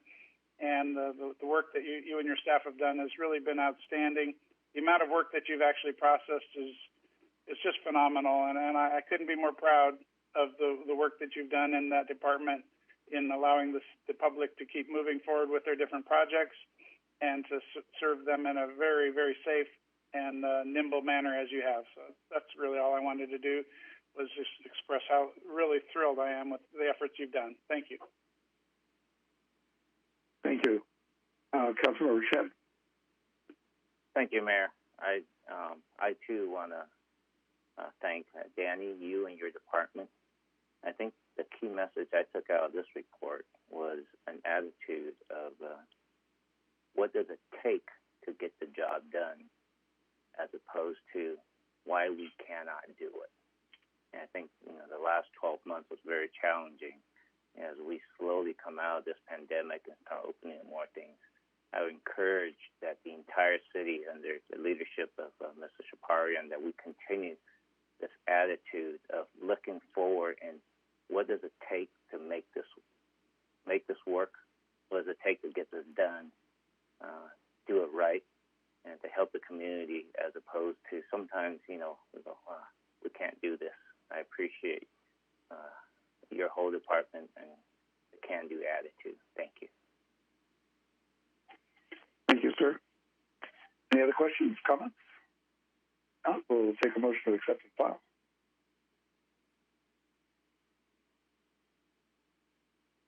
Councilmember Griffith. I move to accept and file. Councilmember Matucci. Second. Start voting, please. Your Honor, that motion carried with Councilmember Goodrich absent. Thank you. Moving on to item 9D as in David, for the City Manager and Community Development to review proposed state housing legislation and adopt resolution stating city's position. And I believe Ms. Sessions will be presenting. Correct. Good evening, Your Honor, members of the council.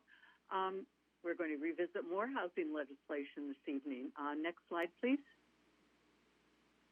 Again, just to recap, the history of this is that the state is concerned about the continued lack of affordable housing in the state, and their solution for that is to tell the cities and local communities how they need to develop their communities in order to get this housing that the state feels we need. Next slide, please. So far, the actions taken by the city, we've sent letters of support and opposition for legislation, and this is an ongoing process. The council's considered legislation at 4 different meetings, counting this evening. We've sent resolutions of opposition, a single resolution with a number of bills in July, and at the last meeting and this meeting, we will have resolutions for each bill that we are in opposition to. Next slide, please. The draft legislation, again, the current bills focus on aspects of housing. We are also including some congregate living bills this time as well, because that is an issue that does affect our residential community. And if we can have a positive impact on that, that would be helpful for us. The bills that we are currently looking at expand reporting requirements. There's one that sets an FAR and lot size minimums, and there are single-family zoning restrictions, again, with expanded requirements for congregate living facilities. Next slide, please. In the legislative session, the current bills, we've seen them before, we will see them again. There are additional bills we expect to see that will address housing, parking requirements, density bonuses, by right development, possibly additional ADU legislation. Next slide, please. Again, the city criteria for action are 3: loss of local control, fiscal impacts, or an impact to public safety. Most of the bills have a loss of local control, many of them fiscal impacts, and there are some that you can say have an impact to public safety based on the impact to the built environment. Next slide, please. So there's 8 housing and zoning related bills that we'll be presenting this evening. The housing bills do impact local control and have fiscal impacts through the unfunded mandates.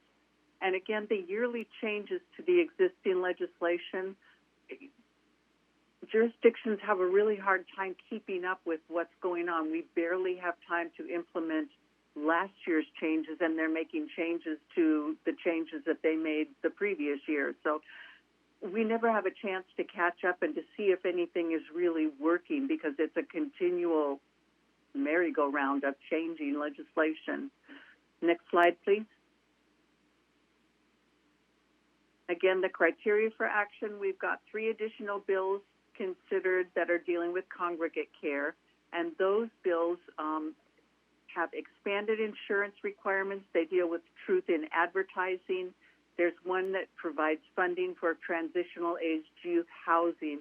And any time that we're able to make some kind of regulation of these congregate care facilities, it's beneficial to the neighborhoods, because for the most part, cities are not allowed to make any kinds of laws or regulations that affect these kinds of buildings, and they can be a problem for residential neighbors. Next slide, please.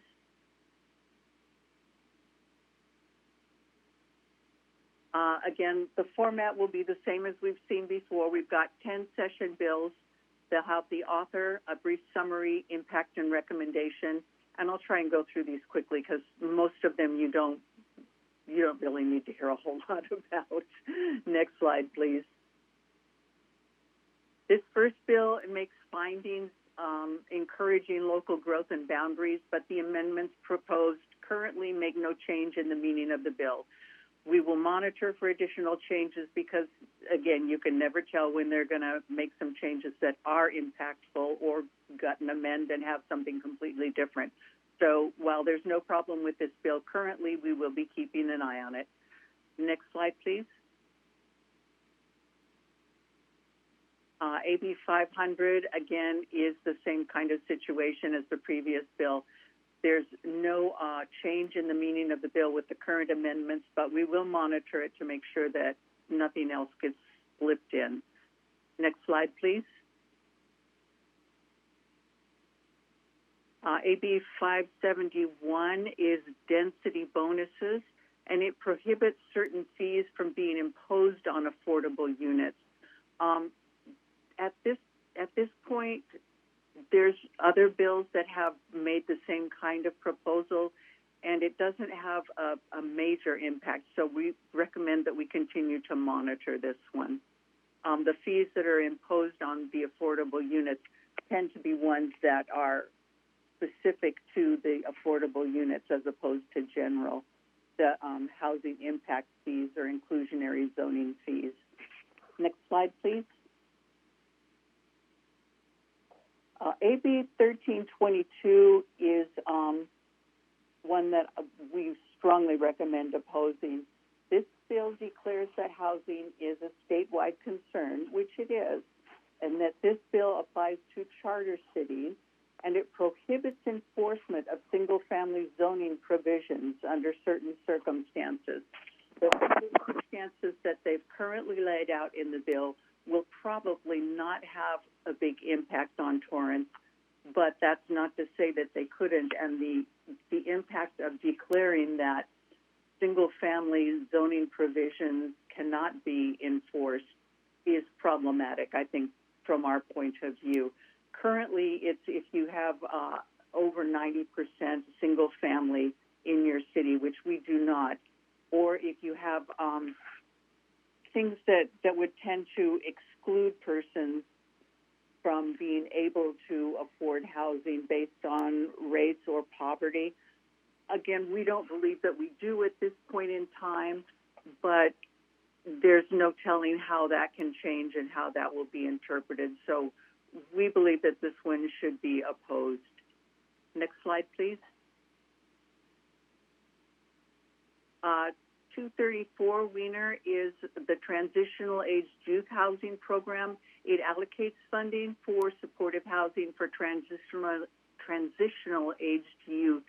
The one thing that is a possible concern with this is that it's likely that it would be funding congregate care type facilities, such as six-packs that you'll find in neighborhoods.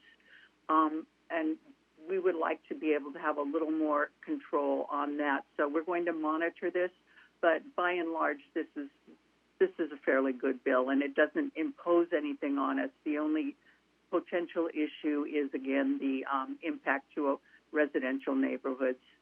Next slide, please.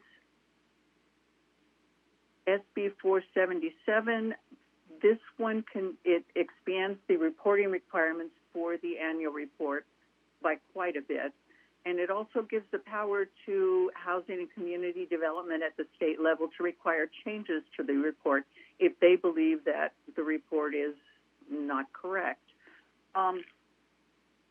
These are things that we work on and spend a lot of time doing, and then to have the state just say, okay, you have to do it again. We're going to assess the accuracy, and if we don't think that it's accurate, we're going to make you redo it. That's an impact on us, both for our local control and a fiscal impact, and we recommend opposition to this one.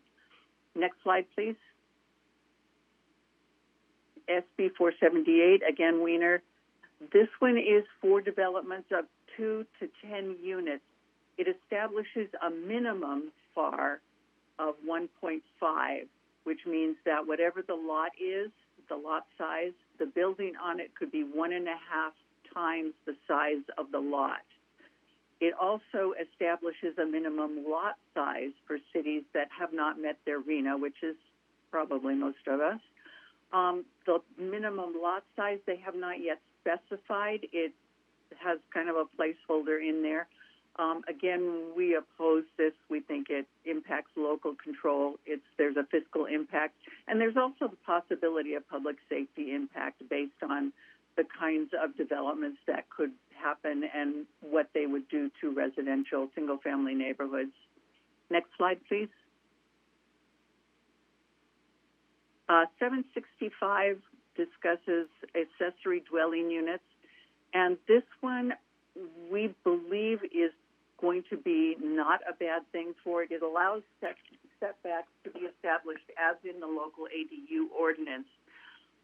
What we are looking for in this one is we plan to send a letter that would ask for amendments and clarifications on this so that we would be able to tell for certain that the 10-foot exterior side back that we have already established would actually remain in effect, and that there's some issues with topographical conditions and the setbacks and how they're going to figure that. So we will be sending a letter asking for clarification in the bill to address some of these issues.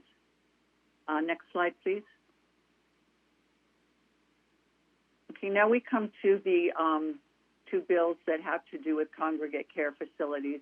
This one is alcoholism or drug abuse recovery or treatment insurance coverage, and it requires expanded insurance recoverage as well as expanded reporting requirements for incidents resulting in death or serious injury. This would be, from our point of view, a good thing. It would have greater regulation, and it would have more oversight on these kinds of facilities. So we will be sending a letter of support for this. Next slide, please. SB 434 is also a congregate care, and this one establishes prohibitions on false or misleading statements. It's a truth in advertising kind of bill, essentially, and you can't show a picture of one place and then send them somewhere else. So again, the increase in regulation and that we think that's going to be a helpful thing for us. So we would like to support that one as well. Next slide, please. We have draft resolutions for you. Opposition to SB 477, 478, and AB 1322. And these are based on the usurped local control and unfunded mandates. Again, and also the opposition to current legislative practice wherein the bills impact local control. We also indicate support of actions that would limit state ability to control local activities. The concern being that we believe that the city knows best what is best for the city, and we would like to maintain our ability to make decisions regarding that. Next slide, please. We have the contact information for our assembly members in case anyone is interested in contacting them themselves. The more people that, again, get in touch with them and let them know what they think, the better. Next slide. Again, another state legislature. And next slide. Our final state legislator. And final slide. Available for any questions. Thank you. Thank you, Ms. Desno. Great detail. Seems like we have to do this just about a monthly basis. And we're just looking at the ones that are impacting housing bills that we've just said. There are actually more than 2,000 bills that are presented every year. And our staff, you have to give them all the kudos in the world because they're looking through these bills, and we're looking through these bills and taking positions pro or con or sometimes neutral on bills. But these are ones that impact us at home, as Ms. Sesta pointed out. We believe that we're in a better situation to know what type of housing regulations we should have in our community. And local control is the first thing that we look at if it's impacting our control of what our local communities do. The character and nature of our communities, our neighborhoods are such that we believe, and I firmly believe that we're correct, that we know what's best for Torrance as opposed to somebody who's 600 miles away in another county coming up with an idea, or 400 miles away who has an issue in their region that is very difficult to curtail, but you don't make a statewide mandate when maybe if they parse it out and put it in the local elected officials may be able to control it a lot better. I see that Mr. Griffith has a few things to say, I'm sure. Yes, Mayor, I sure do. First, I want to thank staff for bringing this item forward that I requested a couple weeks ago. The legislators up in Sacramento have been working fast and furious this session to attack cities with these types of bills that are, if passed, will force all cities in California to change their housing, zoning, and land use rules to meet one-size-fits-all rules that the state is trying to impose on us, and mostly under the guise of trying to provide affordable housing. Ironically, the vast majority of these bills that are being imposed upon us, if passed, do nothing to address affordable housing, and yet will result in market rate housing, which does nothing to help the affordability crisis. So it's just a farce to try to get people to sympathize with the known problem of affordable housing. Yet, if you look at any one of these bills that take away our local control, Scenario 1 provides any level of support. And when I say support, it really needs financial support from the state in order for affordable housing to be built. And bottom line is that nothing gets built. The city doesn't build it. The developers have to do it. And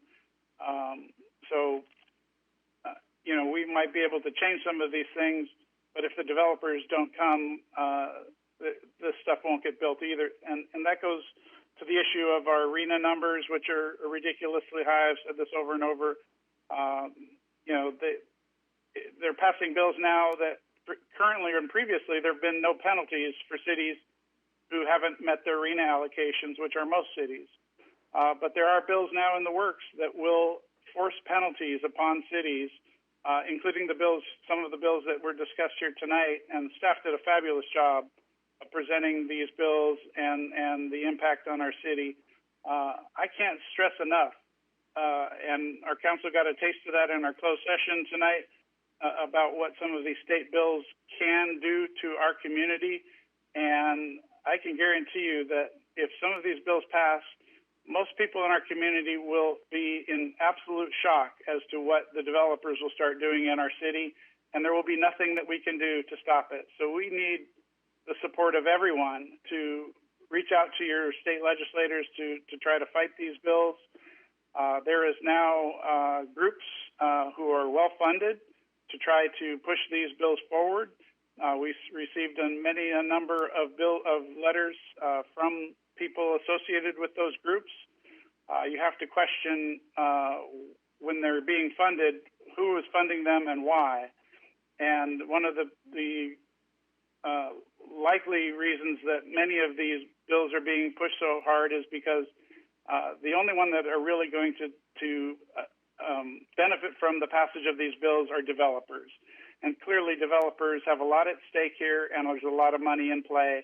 And I will bet my bottom dollar that the developers are behind many of the funded efforts to push these types of bills forward. And unfortunately, there's no real organized or funded opposition to these bills, because the general public really doesn't know what's happening with these bills. So I thank the staff for taking the time to analyze these bills. And that's another thing that, we now have to have our staff spend so much time, rather than doing things that affect helping move our city forward. They're spending time analyzing these bills that they're throwing at us. And should these bills pass, we're going to be spending even more time rewriting all of our housing and our zoning ordinances to accommodate these bills. And yet the state provides us absolutely no money, and that's what we call an unfunded mandate, to push through these types of bills. And I just see less and less benefit to our communities.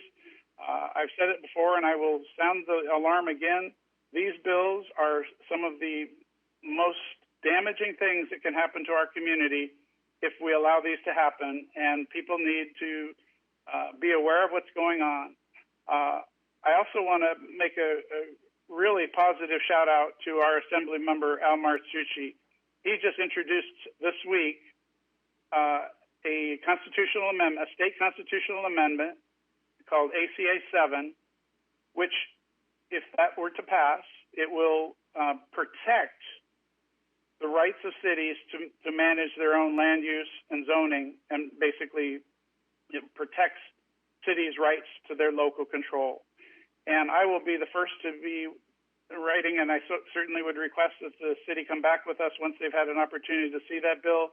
And we need to come out in strong support of that bill, such that we can stop these types of bills from coming forward in the future, potentially even go so far as to even repeal some of the bills that have already been passed that impact our local control. This is such an important issue. As I've talked before, I'm working with our group called California Cities for Local Control, and we have submitted our opposition on the bills that are being moved forward that affect local control as these do. And I'm so pleased. I think that the staff is right on their positions that they've taken on the various bills that they've analyzed here today, and I can't thank them enough for taking the time to do that for us and for the benefit of the public to hear this. Thank you so much. Thank you, sir. Anybody else? If not, we need I think we need a couple numbers and titles. Madam Clerk? Yes, Your Honor. The first is resolution number 2021-24, a resolution of the City Council of the City of Torrance, California, expressing opposition to proposed housing legislation SB 477 and expressing support for actions to further strengthen local democracy, authority, and control. The next resolution is resolution number 2021-25, a resolution of the City Council of the City of Torrance, California, expressing opposition to proposed housing legislation SB 478 and expressing support for actions to further strengthen local democracy, authority, and control. And the last resolution number is resolution number 2021-26, a resolution of the City Council of the City of Torrance, California, expressing opposition to proposed housing legislation AB 1322 and expressing support for actions to further strengthen local democracy, authority, and control. So I'll take a motion to concur with the staff recommendation and adopt resolutions 2021, 24, 25, and 26. Councilmember Griffith. Thank you, Mayor. Yes, I move that we concur with the great work of the staff on all the positions that they've taken on the bills presented and adopt the three resolutions in opposition, Resolution 2021-24, -25, and 26. Councilmember Matucci. I'll second that. Start voting, please. Your Honor, the motion carried with Councilmember Goodrich absent. Thank you. I might let everyone know that each of those resolutions will have a signatory of all 7 members of Torrance City Council on there. At this time, we're going to take our 9 o'clock break. It's 9:08. We'll take 10 minutes, and we'll be back promptly. Thank you.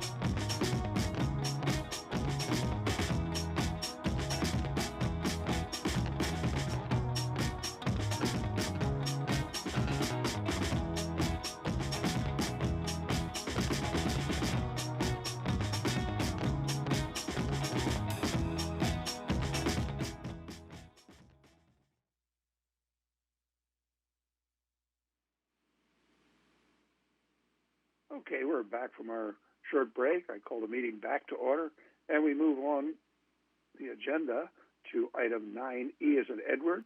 And this is from Public Works to approve agreement for purchase of treated water from Goldsworthy Desalter Project. And we have tonight our staff members, Chuck Scheidt. Hi, Chuck. Good evening, Mayor and members of the City Council. This is Chuck Scheidt with the Public Works Department, and I'll be presenting on this item.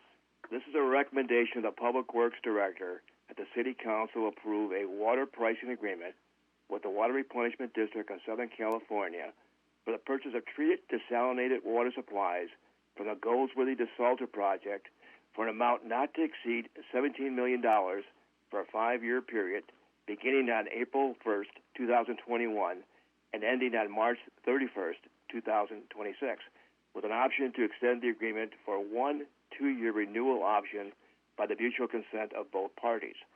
Representatives of the Public Works Department and the Replenishment District have been engaged in discussions regarding a new pricing structure for the Goldsworthy Desalter for the past year. As a result of these deliberations, both parties have arrived at a rate that is equitable, provides cost recovery to the Replenishment District, a discounted rate to the city, and meets the objectives of both entities. The proposed water pricing and service agreement is for a 5-year period through March 2026.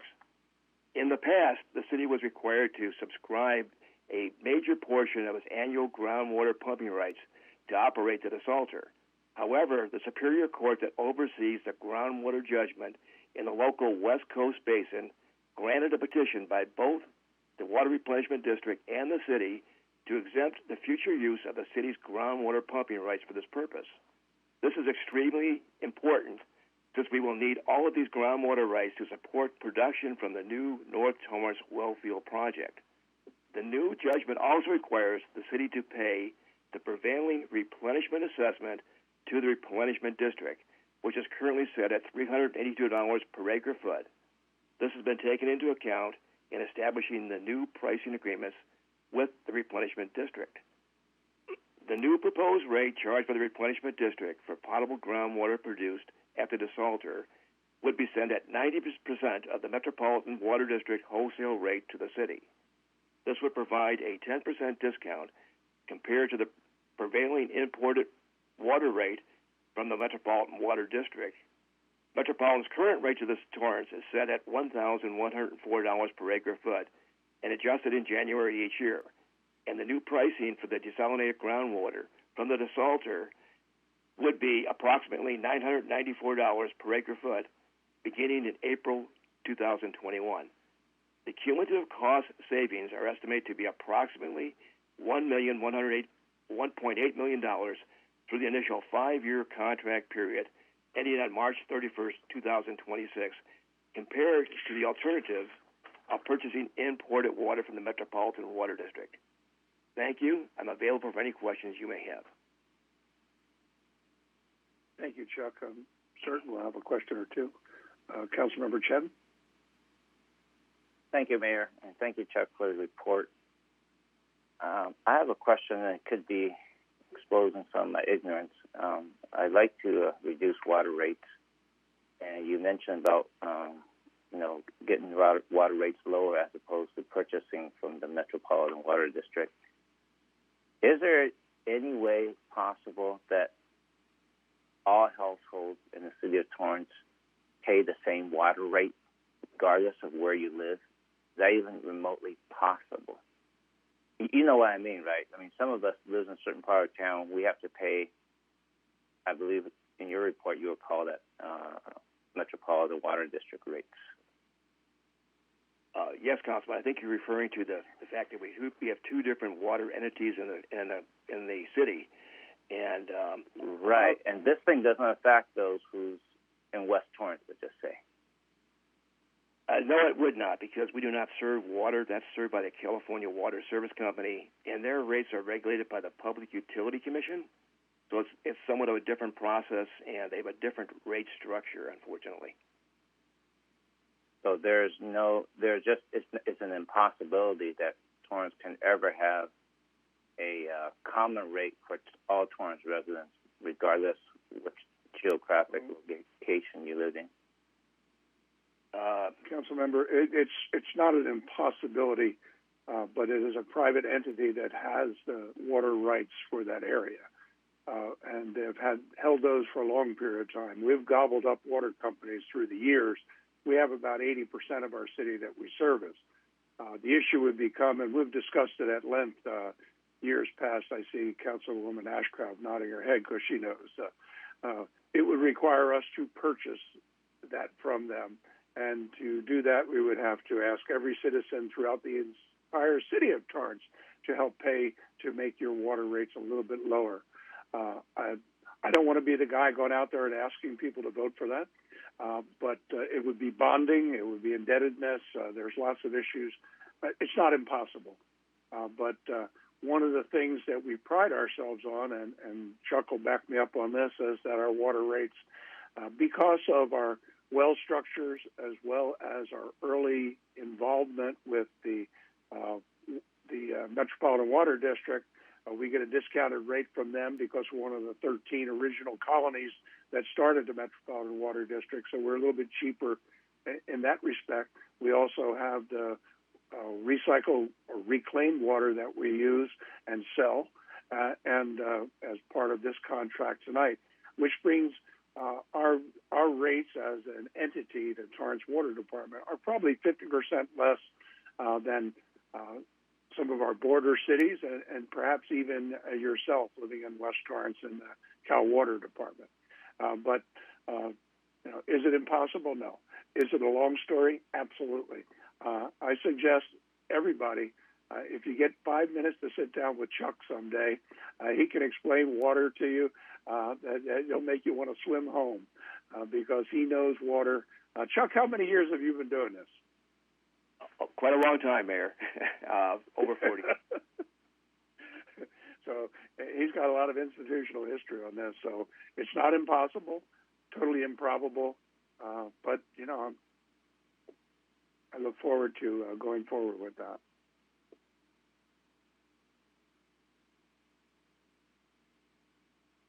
Does that answer yours? That was your answer. My question was actually to Chuck, but I didn't know what Chuck's answer was. But I appreciate your answer. I mean, it's kind of like, our earlier report from CDD, what does it take to get the job done? And that's what I'm looking for, in the future, looking at everything that's possible that we can do. Yeah, some things are harder to do, and I understand your reply. That's why it's not impossible. It's possible. Anything else?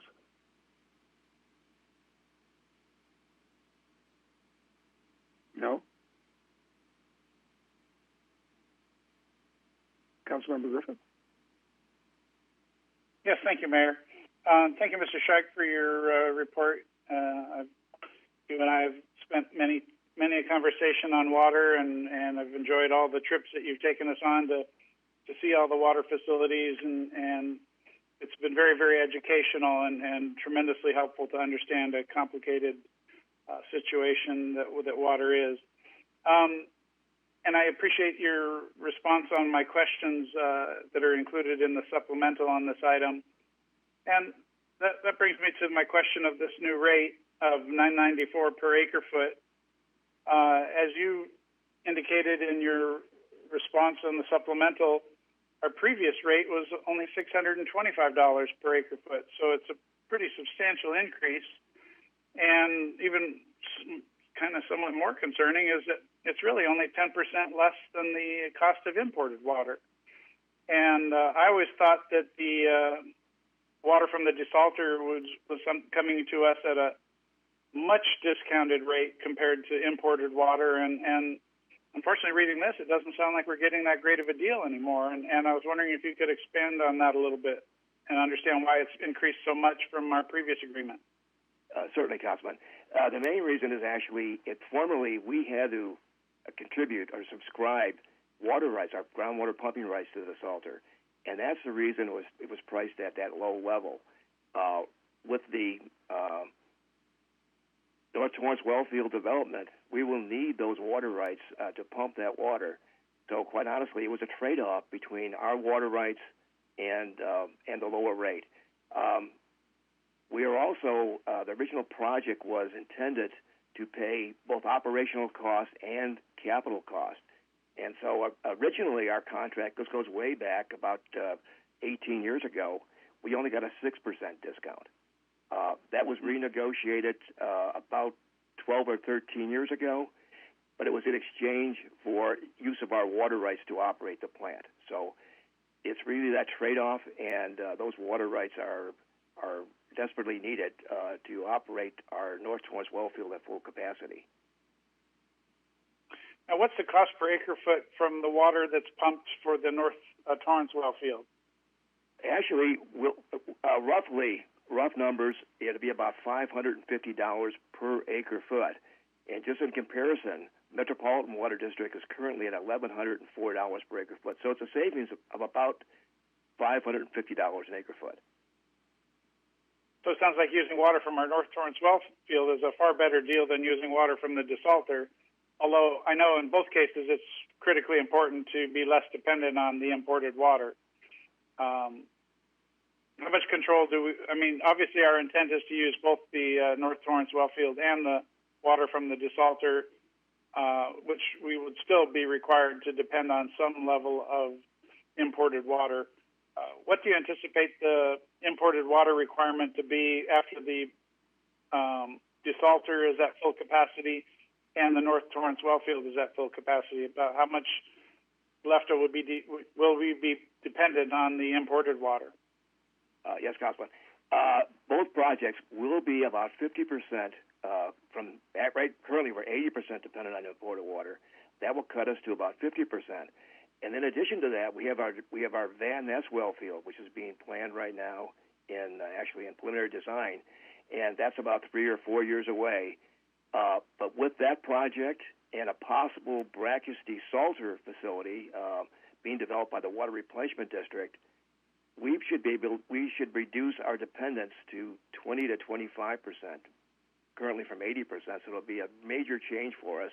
But the North Torrance well field alone and the current Goldsworthy desalter will reduce our dependence from 80% to about 50%. Well, that's really good news, and that's one of the things I've always given our water department tremendous praise for, your foresight into trying to develop other sources of water so that the city is less and less dependent on that imported water, which highly likely in the case of a significant disaster like an earthquake, we would no longer have access to that water. And if we are able to use our local water supplies instead, we'll be in much better shape, and that would be a really good thing for Torrance. So I'm always appreciative of what you guys are doing in that regard. I just was a little concerned that we weren't getting a very big discount on that water from the desalter, and obviously it's still a plus for the city, but we needed to get a little bit better understanding of that rate, and I'm assuming there's not much else we can do to negotiate that any lower. I don't think so, Councilman. We've been working with the Replenishment District for about a year, and we did move that needle from the 6% to 10%. But we're also obligated to pay the operational cost as well as contribute to the capital cost of the facility, which was built with WRD funds. So I think in relation to other projects that are like this, that discount is fairly reasonable. And again, if we increase the production of that facility, we're talking about 3,000 acre feet currently, and we may be able to ramp that up in the future to maybe 4,000 acre feet, and that'll provide not a greater discount rate, but it'll provide a quantitative greater discount to us. Right. I really appreciate your efforts on all of this, and thank you for taking the time to explain this for me and for the public's benefit. Thank you. Councilmember Griffiths, is really important. We can never overemphasize the water independence. We can never overemphasize that. It is so very important, as you said. It's not about a when. It's not about if. It's a when, and there will be. And the water coming down an aqueduct, whether it's coming from the river or coming from Sacramento Delta, it travels a long ways. And we've been fortunate enough to find a great infrastructure right below us where we can actually draw out good potable water. And we're using the reclaimed water to offset the needs to use potable water, which is another important thing environmentally. Any other questions from the council? If not, then we need a motion to approve the water pricing agreement. Councilmember Griffith. Yeah, I move to concur with the staff recommendation and get us some good water. Councilmember Chen. I will second that. Start voting, please.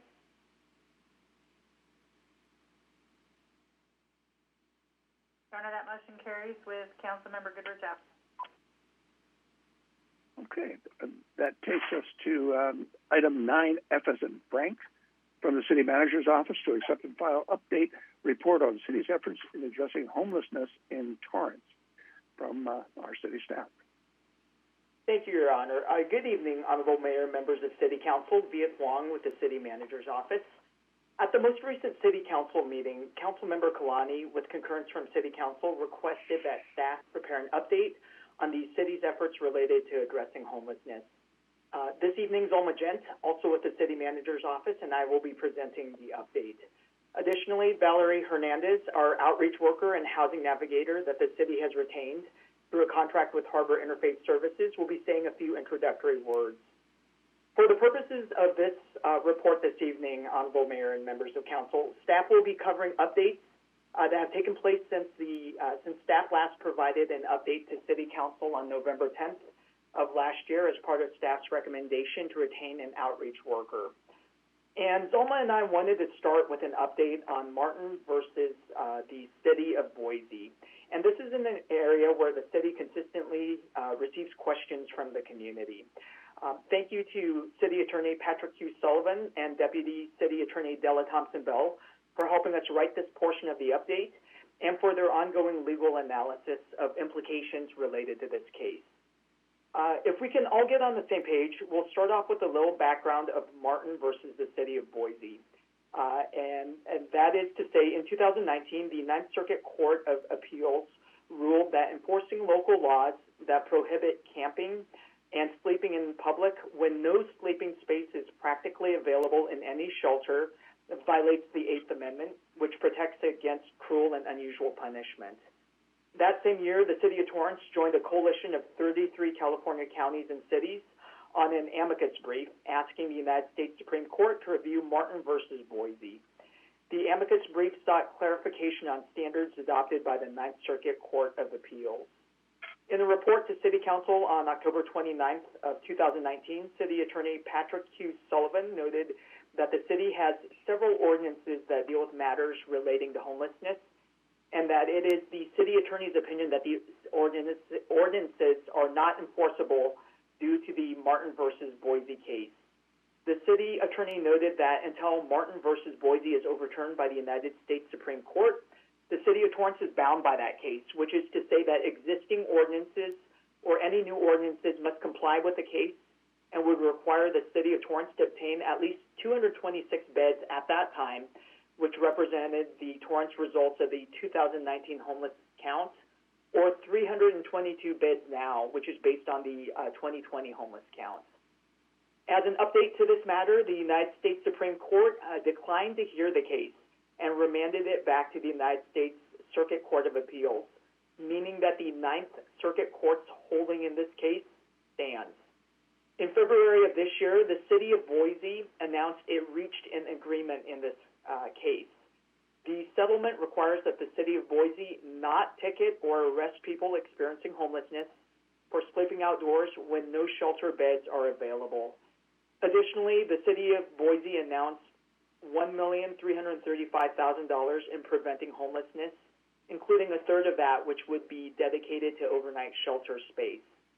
Due to the settlement between the parties in this matter, that portion of the Ninth Circuit's opinion that was reversed and remanded back to the district court for further proceedings is now moot and will not be adjudicated.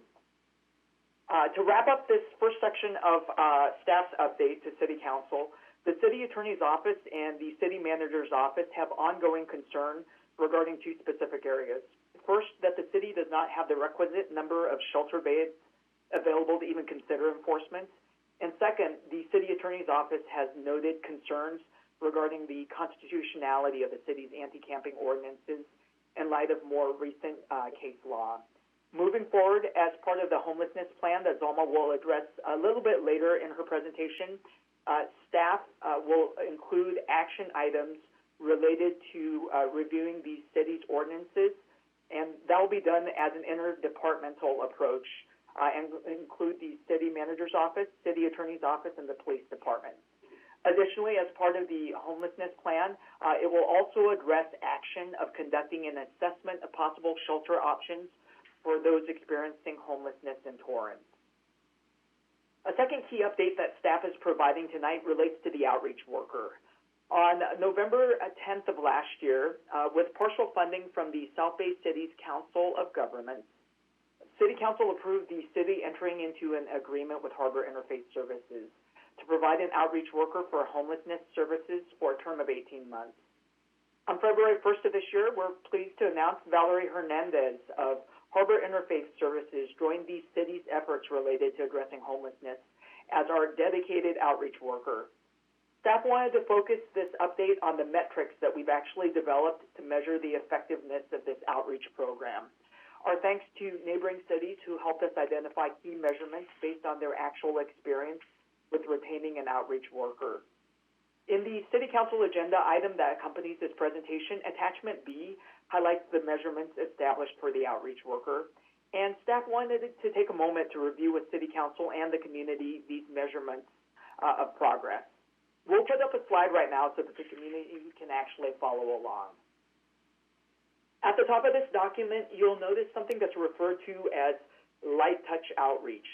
And the best way for us to explain this measurement is that the number of individuals, this represents the number of individuals with whom Valerie encounters and who are not a part of her actual caseload. These are individuals who may benefit from a simple referral, such as access to medical treatment or food. And while in the perfect world, we would want to be able to provide in-depth services to these individuals, with just one outreach worker at this time, our best approach using our limited resources is to make referrals as appropriate. In February, Valerie achieved 25 unduplicated clients. What this means is 25 unique individuals received outreach services. In the month of March, if these 25 individuals, these same 25 individuals receive outreach services again, they will not be counted in March numbers of unduplicated clients. So these are unique clients that we're trying to count. The second line in this section of the report is number of interactions with unduplicated clients. So this is the number of referrals or interactions made with unique individuals, with each interaction counting as one contact. So let's say a client in February received 2 service referrals. That individual appears only once under the unduplicated client, and they'll appear twice under the interactions with unduplicated clients. The bottom, I know I said a lot, and that might sound a little confusing. The bottom line is, in this section, we do not count individuals twice. We do count each service that these individuals receive. The next major section of this document that we wanted to point out is titled Priority Clients. And as mentioned during the November 10th City Council meeting, it's anticipated that the outreach worker will maintain a caseload of 10 to 12 clients on an ongoing basis. You'll notice on the left-hand side of this section that there's a list of priority scores. In summary, the priority scores is a reflection of the vulnerabilities some individuals experiencing homelessness may have. And this could include medical and mental health concerns and addiction and substance abuse. The more vulnerabilities an individual has, the higher their priority score. And as you can see in February, Valerie established 10 people in her caseload at priority levels 3 and 4.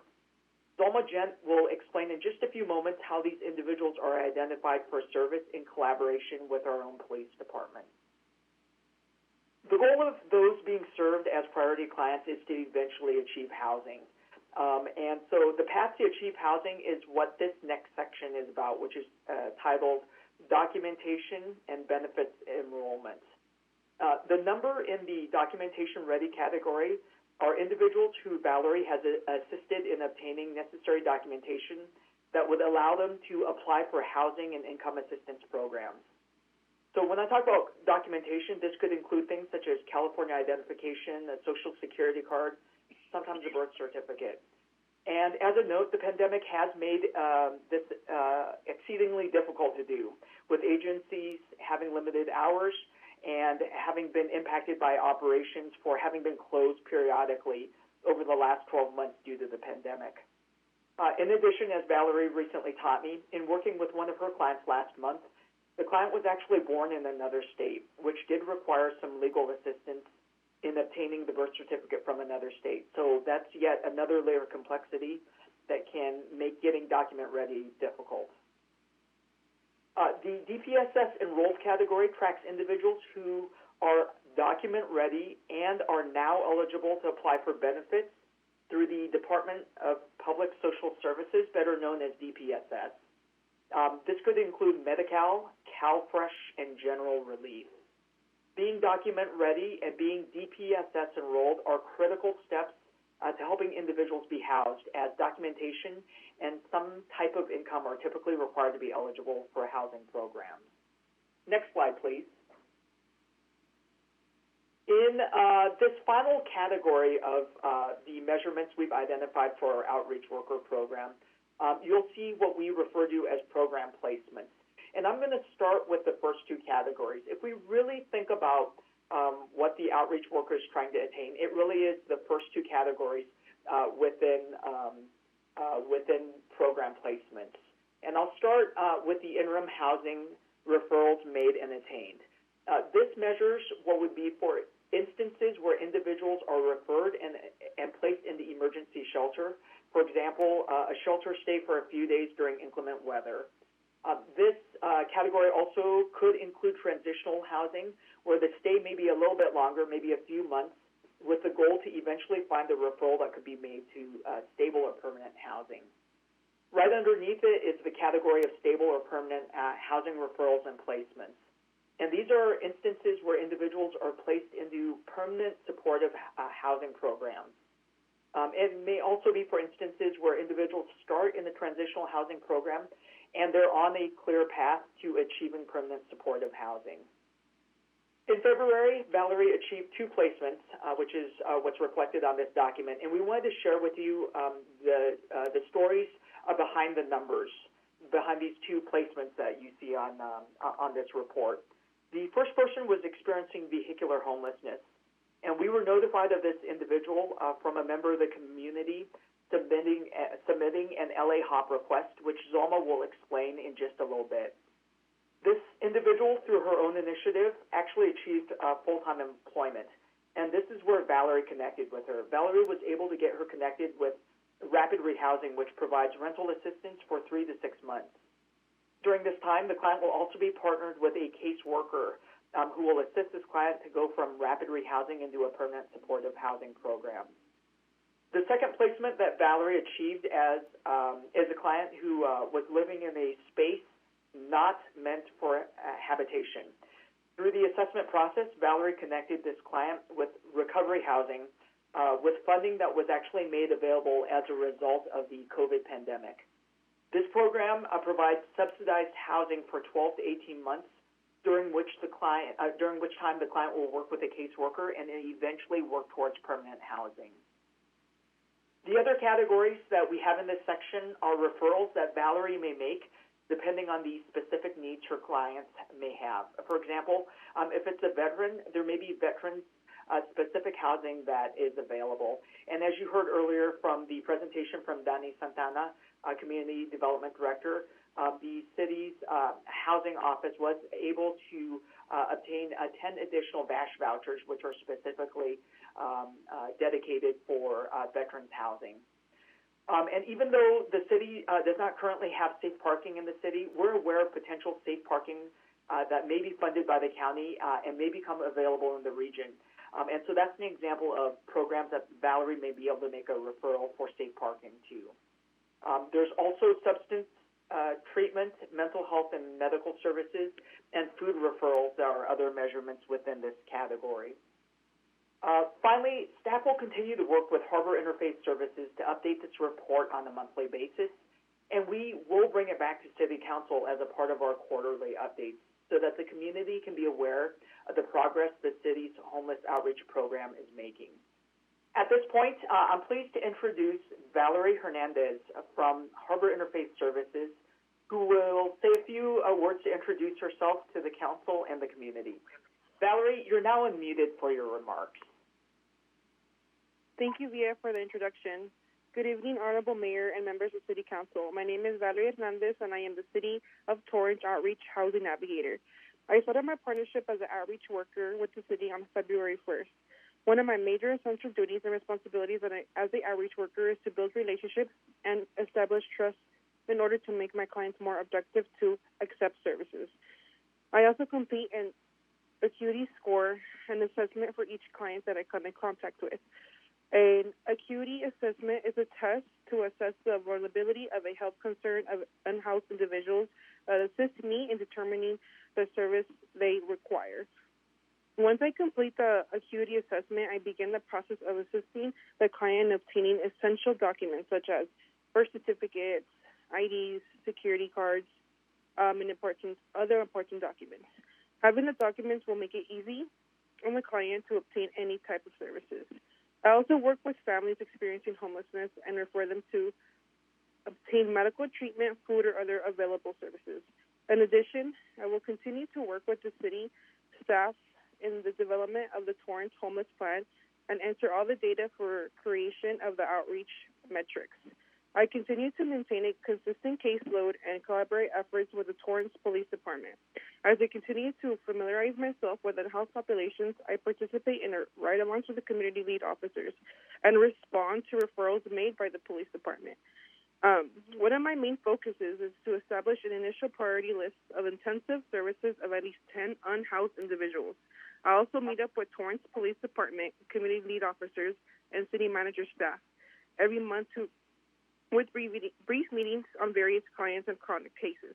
I continue to exchange valuable information to assist the team in conducting outreach and obtain positive outcomes with these clients. I am looking forward to continuing a productive partnership with the City of Torrance. This concludes my introduction, and I would like to thank your honorable body for your time. Thank you, Valerie, for introducing yourself. Good evening, Honorable Mayor and members of the City Council. Zulma Chand with the City Manager's Office. Since the joint partnership with Harbor Interfaith and Valerie's collaborative efforts with Torrance Police Department, as she described, City Manager staff has and continues to meet on a monthly basis and reports on active encampments and chronic cases as addressed by Valerie and the partnership with Torrance Police Department. City Manager staff also works closely with Valerie in following up on incoming community and business concerns that relate to homelessness. The city has also established various internal teams to address the complexity of the unhoused population. The Homeless Response Team, which consists of many city departments, which includes Torrance Police Department, Public Works, Community Development, Community Services, Finance, Fire, Economic Development, and City Attorney's Office. At our first meeting, Torrance was the first city to take advantage of the South Bay City Council of Government Homeless Training Module 101. The team meets monthly and focuses on cleanup efforts by utilizing and seeking available resources. The Homeless Response Team has met twice since its inception and continues to meet monthly. The city has also created Homeless Resource Teams, which consist of agencies and nonprofit community partners, which will meet on a quarterly basis beginning next month. This team will discuss shared resources, services, and collaborate efforts with the goal of assisting the unhoused population in the city of Torrance. In order to address the policy aspects of the unhoused, the city has also created a core response team, and this team's responsibility is to use their expertise and strategically plan and research funding to address people experiencing homelessness. This core team consists of a few departments that include finance, community development, community services, and city manager's office. In addition to those core groups, staff continues to support the Social Services Commission and collaborating efforts in identifying the needs and analyzing programs and its impact to homelessness populations. The Social Services Commission continues to sponsor many drives to address the needs of various populations experiencing homelessness. They continue to host the Back to School Supplies Drive, where the new school supplies are collected to benefit students experiencing homelessness in the Torrance Unified School District. Earlier today, Chair Scotto shared with your honorable body the toiletry drive, which begins tomorrow, March 17th, and runs through March 31st. In addition to the drive, the Commission will also host a drive-up toiletry event on March 20th and March 27th from 10 a.m. to 1 p.m. All benefits people experiencing homelessness and the organizations that serve them. The Commission also continues to explore available resources by providing community organizations to present their services to bring awareness to the community. In January, the Commission invited Grace Farwell from the South Bay City's Council of Government to present to the Commission on the Home Share South Bay program. Last month, the Commission invited the Community Development Department to present to the Commission on the Emergency Rental Assistance Program, where CDD will return to the Commission with a report on their outcomes of such program. PATH will also be presenting to the Commission on the LISA program at this month's meeting, scheduled for March 25th at 6 p.m. Staff will continue to collaborate and explore available resources and bring them forth to the Commission.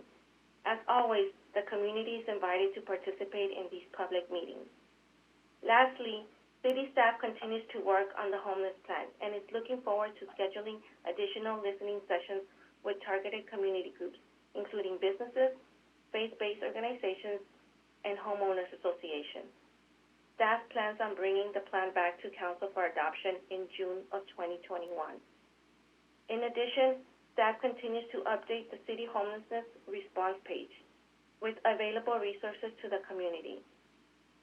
Staff does have one last slide for the presentation of this evening. Slide, please. We often hear questions about how community can help.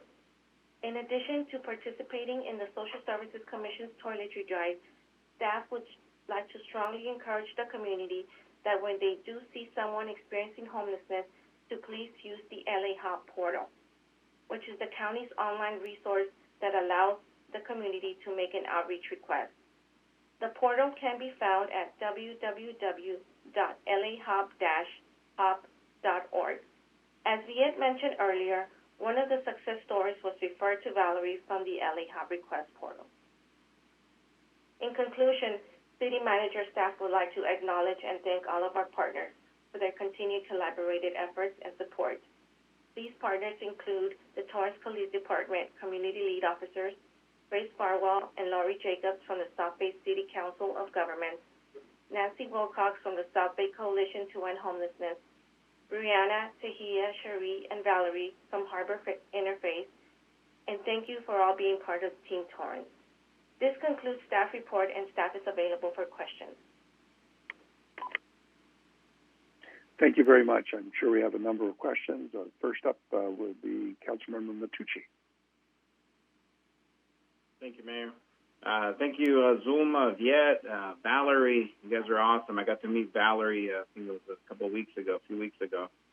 She had barely started, and she seems like a tough girl. You know, it's quite a bit of a job, you know, approaching people you don't know, and they might have mental issues and other issues, and so it does take a lot of courage. So thank you, Valerie, for taking on the task. I do have some questions, comments, and you know, one of the main things is that the amount of beds that we need to provide for the Boise, Idaho case.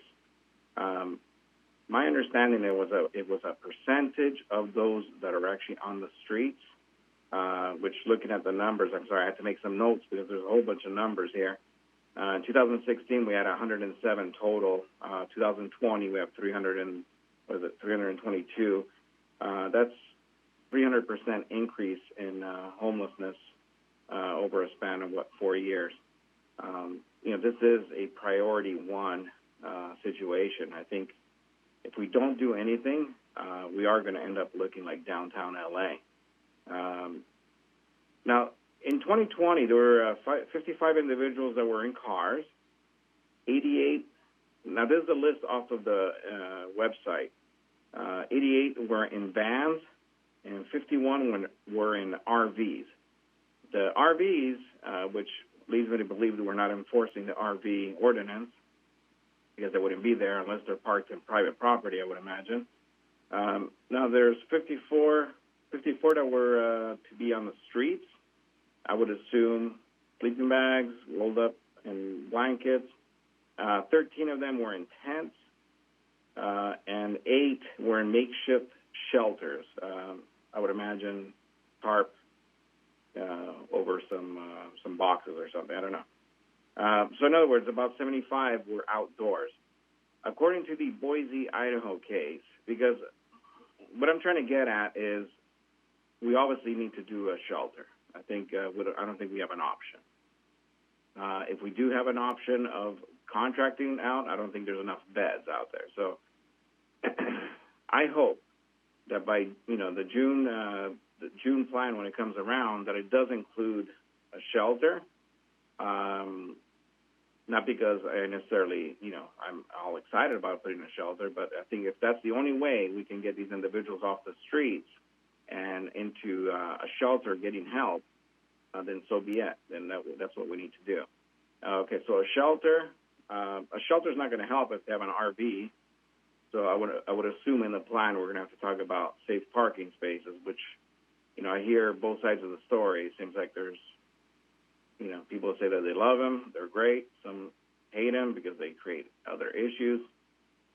I would imagine if they're organized anything like the tiny homes in Redondo Beach, we'd be okay. They have security, they have rules. But one thing that we don't, it seems like we're trying to shy away from, which it concerns me, is an anti-camping ordinance. I understand what the Boise, I've read it from top to bottom and sideways. It clearly says that if you can't criminalize homelessness unless you provide shelter. Well, what if we provide shelter? How many shelter beds do we need to provide? Is it 60% of the ones that are outdoors? Is it 60% of all of the individuals on the list? Where are we going to put them? I'd like to see a plan that includes locations, possible locations. I've been researching FEMA-style tents, those heavy-duty plastic tents that you can actually rent. $10,000 a month on a rental of those tents gets us approximately 50,000 square foot tent. That's over an acre of tent. I think we can fit 300 cots in there with services. I'm talking about a trailer with showers, a few trailers with showers, a few trailers with restrooms, food services. But we have to do everything, I think. We have to do everything possible to get these individuals off the streets and getting help. And one without the other is not going to work. A shelter without an ordinance to get these individuals into these programs is not going to work. What you're going to have is a very high level of disappointment. We're going to have 90% plus of the individuals that were being offered help were denying help. They were refusing help. The low-hanging fruit, the ones that lost their jobs 6 months ago, those are already probably on their way to recovery right now. I'm talking about the chronically homeless, like poor little old lady at Wilson Park. Over 10 years, I sat down with her and talked to her. Valerie's been great, approached her and trying to help her. But these are situations where they're not simple, but without having an ordinance that we can actually tap into, that concerns me, because we're going to be wasting a lot of time and taxpayers' money on programs that aren't going to work. we're still going to have homeless on the street. We're just going to have a whole bunch of people in shelters and a whole bunch of more on the streets, and that's going to solve absolutely nothing. What I want to see in June is a location, funding, and I don't care if we have to make it part of our general budget year after year, because it's obvious to me that we're going to be not relying on Measure H, because from what I read on Measure H, it is not for housing purposes. It's only really for mental health, outreach, and none of that money can come directly to us. It has to go through nonprofits or service providers, which is another problem. So I personally think we're going to have to start budgeting to take care of our homeless situation right here out of our general funds. Unless some miraculous funnel of money starts coming in, I just don't see how we're going to fix this. And I'll close with this. If we don't do something, it's going to just keep on getting worse and worse and worse, and it's going to get to the point that there's really no point of no return. Businesses start leaving. I personally know somebody in downtown. She's selling her building because it's the third time that homeless burned down her building. Not burned down completely, but partially burned down her building. She just can't handle it anymore. She's moving out of LA, or at least getting rid of her building. So these are the kind of things that we're going to start seeing here. And I know people say, "Well, you're an alarmist. You're this, you're that," but the numbers don't lie. 2016, 107. 2020, 332, which I believe 10 of them were from out of the area. They're supposed to be taken off that list. That's exactly 300%. 300% increase in 4 years. Where do you think that number is going to go next year and the year after that if we do nothing? So can we or can we not have an ordinance, anti-camping, and we do everything tied into that, like shelter and providing services?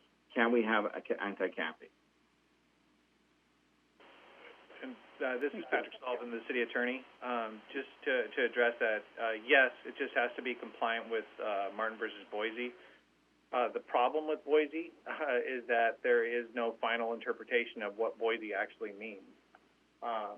The language in the actual Ninth Circuit case is, so long as there is a greater number of homeless individuals in the jurisdiction than the number of beds in shelters, the jurisdiction cannot prosecute homeless individuals for involuntarily sitting, lying, or sleeping in public. So if you take that at its word, literally, so you'd have to have more than the people here, whatever the latest count is. There is a case in Orange County where a judge down there, I think, is allowing the jurisdictions down there to provide 60 to 70%. But that only applies to those cities that have actually been sued and are subject and have a judgment against them in those cities. So that's what that judge found reasonable. Doesn't mean that a judge here in LA would find the same thing reasonable. So the hard part right now is figuring out what that number is and not being subject to suit for not providing enough. But it's probably somewhere in the range of 60 to 70% to 100%. And that's the hard part to figure out because there's just no cases on it because the Supreme Court punted on it, and then Boise settled before the Ninth Circuit Court of Appeals could make a decision on remand. Okay, so let's go with 100%, worst case scenario, 100%. The last count was 322. Let's come up with a plan that includes 322 cots. Maybe 100 of them can be these tiny homes. Let's find the money or budget for the money in the years to come. But I say within the next year, we need to figure this stuff out because it's going to get out of control. Once we start hitting the San Pedro numbers, I don't know, I forget what it was, like 600, 800 in San Pedro. Where are you going to put them? What are you going to do to stay within the Boise, Idaho ruling? Right now it's manageable. So we can manage it. Let's do it. I say by June we should have a plan that includes, that includes. I'm sorry, sir. I said that's what our job is. Absolutely. Thank you, Mayor. To find a resolution. Yes, I know it's a lot of work. Thank you. Thank you, Mr. Sullivan. Before Councilmember Griffith has a question. But before that, as Councilmember Matucci went through, there are different levels of homelessness, and I know, having gone on the actual census a number of times, I've done the counting and counting people who live in RVs. Do we define what homelessness is? Because, and I remember from my days working in juvenile court, homelessness is not jurisdictional. If you're living well homeless, that's okay. And a million years ago, I went to El Camino College. I was on the newspaper there, and I actually did a story about a student who was homeless because he wanted to be. He was living in his car, and he had it made up like a home. As Councilmember Matucci, did the numbers, you're winding up with 60 or 70 people who are without some kind of shelter. And is that something that we can define to make it that, so we don't have to have I'm thinking 1 acre plot for 300 and some plus beds with all the ancillary services that have to go into that, notwithstanding heat and health. And we're having a problem earlier tonight about letting people in the library. So we're going to be putting people into a tent. I'm a little frightened about that idea. Perhaps the small houses that they are trying in Redondo Beach may be the methodology. But to Mr. Sullivan again, is there a definition of homelessness? Or what's somebody experiencing homelessness? I think there's very broad definitions, and then there's obviously probably each different agency and each different city can define it differently. It can be someone who doesn't have a permanent structure. That could still be someone who is, living out of their car, whether by choice, even if they don't want, an apartment or a house or something else. So I think that obviously, I think how you define it is one thing. The other thing is there was cases, it's 15 years ago, where there's challenges in LA in federal court about sleeping in a vehicle, and I believe LA lost those lawsuits. And so there haven't been much enforcement on code, even the municipal code of sleeping in a vehicle in the last probably 10 years. And then additionally, one of the other problems you'll have with ordinances at this point is until we get past COVID, there's zero bail on most crimes. So even if we were to try to enforce our ordinance at this point, which, again, I have no problem drafting something that I'm sure we can find that is constitutional and complies with Martin versus Boise, the problem we're going to have is there's zero bail. And so the person will be arrested and then released on zero bail.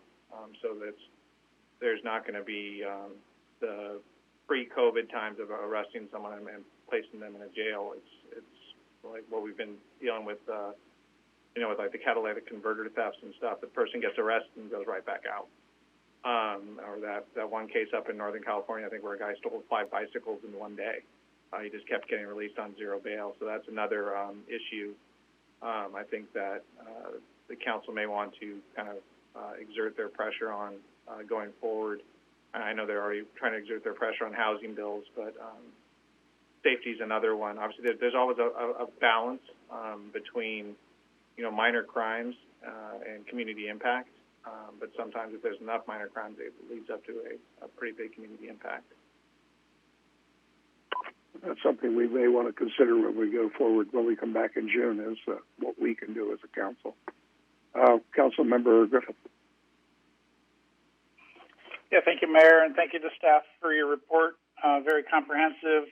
I don't think anybody can say that Torrance is doing nothing in this issue, but obviously we would all agree that it's never fast enough, and we hope that we can keep the process of trying to get our homeless situation under control sooner rather than later, and I think every single one of us here supports that idea. It just takes a lot of effort, and I know the staff is working diligently on that, and I'm appreciative of the progress we're making.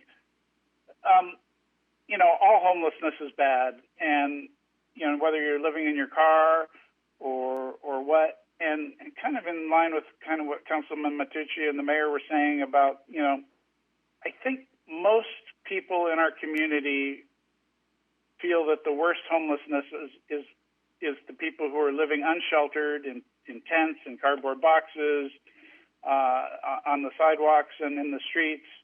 And the people that are living homeless in their cars and RVs really aren't as big of an issue as those who are blatantly in the public space. And as Councilman Matucci said, according to our most recent count, there's only 74 of those people who are living unsheltered on the streets, according to the last count in 2020.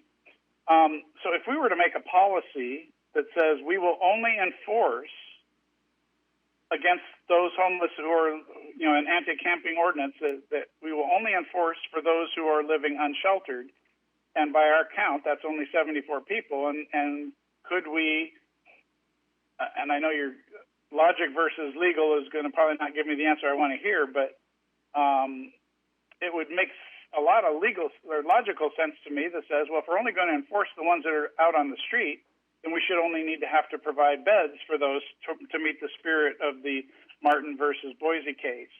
And I would sure like to see if we could push to move in that direction. And, whether the law is tested or not, maybe we should test it. And I think it seems to be reasonable if our policy is clear that we only enforce those who are on the streets, then we shouldn't have to provide beds for all the others who we're not enforcing on. And so maybe the city attorney can tell me where I'm wrong. Again, this is Patrick Sullivan, city attorney. I'm not sure that you are. The way the Martin versus Boise case is written, it talks about homeless individuals, but when it talks about the ordinance of Boise that they were talking about, it was talking about people who were sitting, lying, or sleeping in public, and who had no other options. So I think you could make that distinction, or at least attempt to. I probably want to, obviously, before committing to it, like a good lawyer, I probably want to do some more research on it. But again, I think that is a logical distinction. Now, that doesn't mean that there aren't homeless advocacy groups or law firms like Gibson, Dunn & Crutcher, I think was pro bono for the homeless in Martin versus Boise. So there are groups that out there, ACLU and other groups that would, if they think it's too fine a distinction, may come after us for that. But that doesn't mean that isn't a decision the city could make and decide that that's a logical distinction to proceed under. Great. I appreciate your thoughts on that. I would certainly like to see the city really look into that idea of just enforcing the one category where we have a count and leave the other categories unenforced, and then match our housing to that category of homelessness that we are enforcing on. And the logic tells me that makes a whole lot of sense, and it's just one step in helping us move forward and in getting the type of homelessness that I think the most of the public really is offended by and really feels like we need to do something more for. Let's provide those shelters for those category of people, get them off the streets, and then we're in a position where we can enforce our existing anti-camping laws. And I think that would really be moving us along in a really positive direction, and without having to, I'd hate to see us have to build 322, shelters or beds for people and find out that we can only get 25 people in there because nobody else either wants to go, or we're just not enforcing all these other people that are already, safely tucked away in their cars someplace and nobody's complaining about. And so it would seem like an extreme waste of money to have to build shelters for a number that we'll never try to actually house because we aren't looking for all those people every night. So anyway, just my thoughts, and I'm looking forward to seeing how staff moves us forward, and hopefully with those thoughts in mind. And thank you so much for all you're doing. Councilmember Chen. Thank you, Mayor. And this is, again, question probably to the city attorney for clarification. When we're talking about number of beds,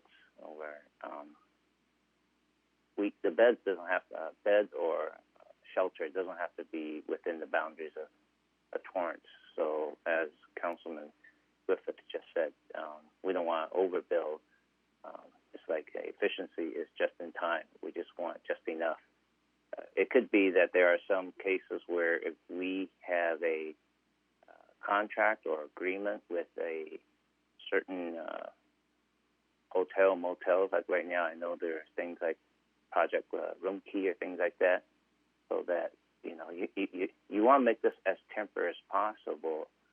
Does it count if we also have an agreement with other organizations or businesses so that, if they have rooms available with, 3 or 4 hotel who agrees to work with Project Room Key, we could put them as part of our count in bed or shelter count? Again, this is Patrick Sullivan. I'm not sure if we could use Project Room Key, since that is, I believe, a county thing, so I'm not sure that would count towards ours. I do know LA City, LA County, and I think some actually other cities have actually looked into separate agreements with hotel motels, and I believe there's 1 or 2 cities that are actually buying some of the smaller motels and converting them into housing. But I'm not sure, again, what I've said on this earlier, there's no guidelines we can look at on this right now because it's so new. Even with Boise, I'm not sure we could use the county's program for to count towards what beds are available to Torrance. Maybe you could, but I'm not sure if that's the county and they're the ones setting it up. I'm not sure we'll get credit for that. I think it would have to be a Torrance system where the city reached out and either rented or entered into a contract with a hotel, motel, or looked at a purchase of a hotel or motel, although that may be cost prohibitive. Sure. Okay. But I think in any case, it could be that we have the ability to reach out to some place to supplement whatever fixed number we have. This is Adam Chaparian, City Manager. To your point, thank you, Mr. Sullivan, for chiming in. We have a policy committee with core departments, including city attorney, finance, community development, fire, police, and ourselves, city manager. And one of those areas we'll look at will be the housing policies, both in the areas of potential sites for the various options, as well as utilization of some potential motels, hotels. And I believe the programs may provide opportunities for us to tap into that resource. And then we'll take the next level from the core policy to our hotspot team, homeless response team, which will be through the efforts of Valerie and Zulma working on the high-profile locations. And then the last step is bringing the community partners, the nonprofits, the faith-based organizations, and really engage them in that discussion to identify potential. We have to start putting some, where I say the rubber meets the road concepts of, as a policy, does the community have the desire for us to explore these options? And what I'm hearing is we do. And so between now and June, when we come back, we're going to bring you some realistic solutions, part of our overall strategy. And that's working with Caltrans on some of the cleanup efforts, hardening gates. We're going to be combing through the American Recovery Plan for every penny we can find to dedicate in this area. And as all of you have said, this is not a one-size-fits-all solution. This needs to be a comprehensive, multifaceted, and it's also regional. We brought this issue up at the COG. We're part of the COG's homeless planning and discussions because Torrance cannot carry the burden. These individuals who need help come through the city. And as much as we try to identify that it's a migratory community at times. So we just want to be able to also rely on our partner cities' lessons learned and also opportunities of how we can share resources. But I just want to chime in on the comprehensive effort, and I'll just stop by thanking both Viet, Zulma, and Valerie for all their efforts to bring us to this point and for your continued support. I think this is an issue top of mind for every department head, and we'll continue to work in this endeavor. So thank you. And Mayor, if I Thank could you. just briefly, this is Patrick Sullivan again. Earlier I had said I believed it was Gibson Dunn, and I just checked. It was actually Latham and Watkins that represented the plaintiffs in the Ninth Circuit in Boise. So just to clarify the record, it was Latham and Watkins who represented the plaintiffs, not Gibson Dunn. And both of them are very large law firms, national law firms, and so they do it on a pro bono basis, but they're excellent lawyers working on the cases. All right. If there's nothing, I'm sorry. Was that it? I was going to, I had a little bit more to go. Go ahead. Yeah. Thank you, Mr. Chaparian. I think, of course, it's 9/10 that we're cooking sausages in public right now. I think maybe the other thing is the homeless plan we're looking at is also take also an angle to look at the public health impact, because these are, people out there causing a public health issues. And I believe one time we had a discussion with the South Bay COG when we were talking about standing up a regional health department, if you will. The SPA 8 from the LA County has a leader who has a staff of about 150 people, I recall, and maybe some of the resources could be part of this comprehensive plan to look at the public health aspects as a way of getting funding. Thank you very much. You're absolutely right. The county has to be involved in this. The county is your safety net. They've always been the safety net, whether it's from DPSS, DCFS, all the alphabet departments that the county runs is that safety net that city agencies just don't have. So that will be part and parcel to whatever plan we have to come up with. Their involvement is paramount. It really, truly is. For no other reason, as Councilmember Griffith pointed out, Operation Room Key. Perhaps we can take advantage of part of that, but there's got to be some way that we have to be intimately involved in it so that we protect our interests and our city's interests as well. If there is no one else, then I see I have a motion by Councilmember Matucci. Thank you, Mayor. I move that we accept and file the update report on the city's efforts in addressing homelessness in Torrance. And Councilmember Chen? I will second that motion. Start voting, please. Your Honor, that motion carries with Councilmember Goodrich absent. All right, that concludes all the work we're going to be doing tonight. Now we move on to oral communications by City Council. And tonight we start off with Councilmember Matucci. Thank you, Mayor. Lucky me. I've been called a lot of bad things, but cabbage face or cabbage head, that's the first for tonight. But anyways, God bless everyone, even the haters. I think we all, maybe could dial down some of our I don't know if I want to call it passion, because I just love passion, but a lot of the rhetoric, and I'm guilty as well. I do tend to be very vocal, but I do, while I'm speaking, I'm also listening. So I've changed a lot of my positions over the last few years in the way I handle things, and anyway, I just want to say God bless everyone, and keep up the fight, because every little battle does count. Your voice is being heard, and we're here to serve the community, all of us, including staff and all the workers. And I think we're just every day improving Torrance, but still a lot of work ahead. Thank you, guys. Good night. Councilmember Ashcraft. Thank you. I just want to say thank you to our staff. We had a lot of detailed reports tonight, and it was real time consuming for a lot of them, and I'm very grateful community development over the year, and it's already been said that you've gone the extra mile in serving our community. Thank you. And down to water being down because of it being in the ground. And the homeless report, great concern to me, and as you can tell, for everybody on the council. And this being, I have to beat the mayor to this, the eve of St. Patrick's Day.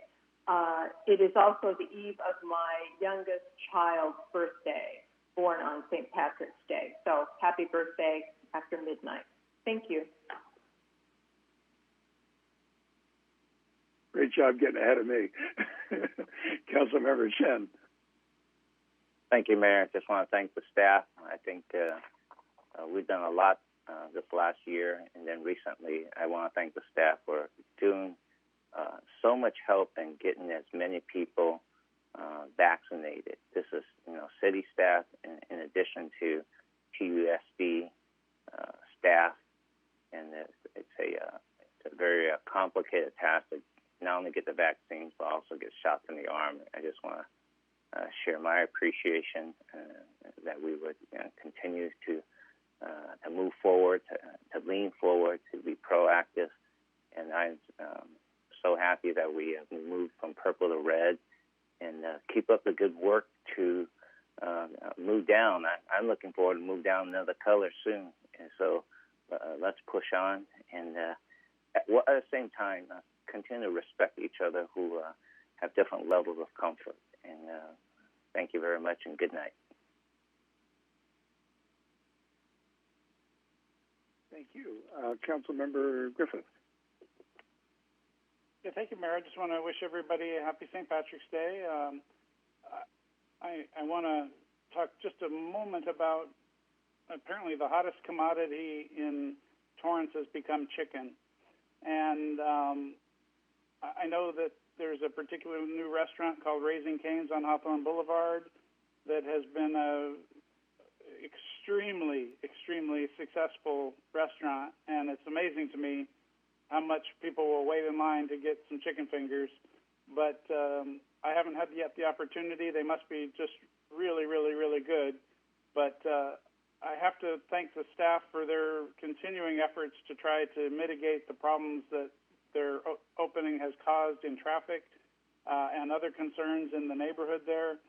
And many of the mitigation efforts that they've taken have made tremendous strides in helping the community.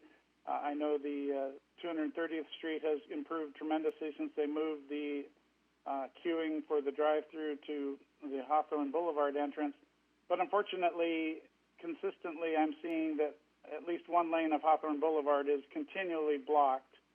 And that cannot be the acceptable way for the business to operate. And I just want to just remind staff to hopefully address that issue.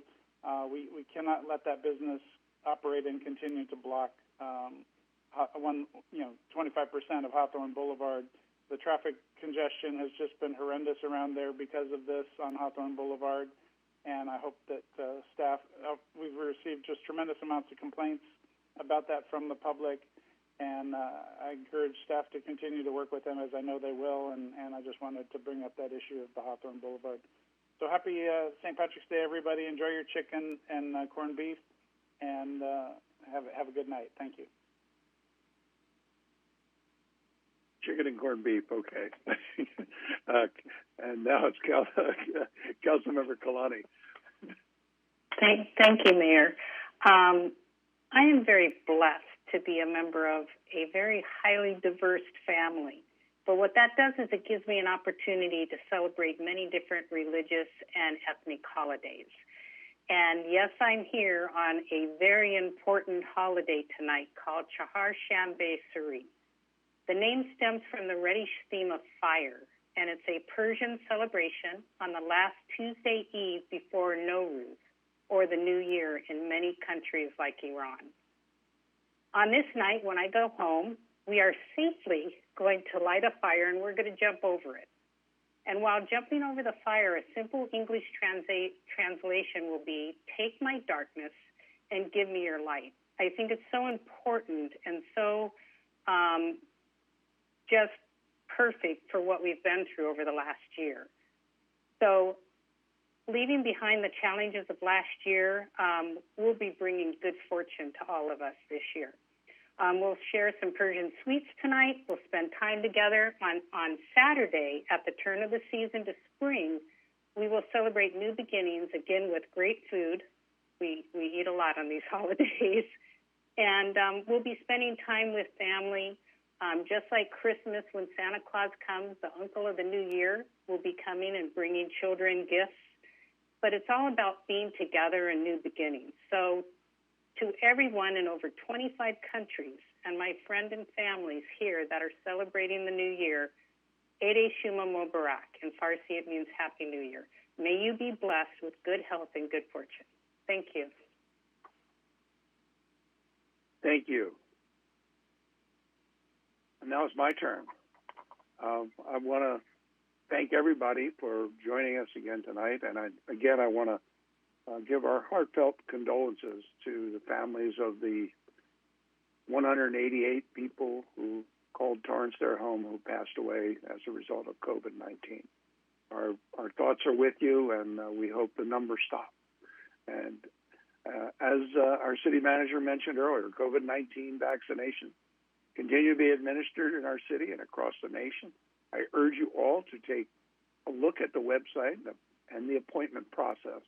Even if you're not yet qualified to get vaccinated, and it looks like just about everybody will be by the end of May, at least eligible for the vaccination. Just get ready so that when your number comes up, you can schedule an appointment and get it. We understand the process can be frustrating and confusing. So City Cable has produced actually a how-to video that will take you through the appointment process. You can view the video at torranceca.gov/COVID-19. It's an excellent resource if you're not familiar with this process. And none of us were the beginning of this year. We're only into the third month.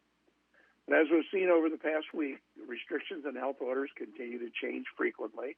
And recently it's been to the good side for everybody. I think everybody's enjoying now the opportunity. Last year at this time, the night before St. Patrick's Day, we actually closed all of the bars and restaurants in our city, as all throughout the county did. That was heartbreaking for all those restaurateurs and the people who work there. And unfortunately, we're saying now that it's opening up. Maybe it's 25%, but if they have the outdoor seating, perhaps that'll help make up for it as well. But I remind you all to be very safe in your practices. I encourage you to visit all the favorite restaurants, shops, and businesses that have reopened in this less restrictive tier.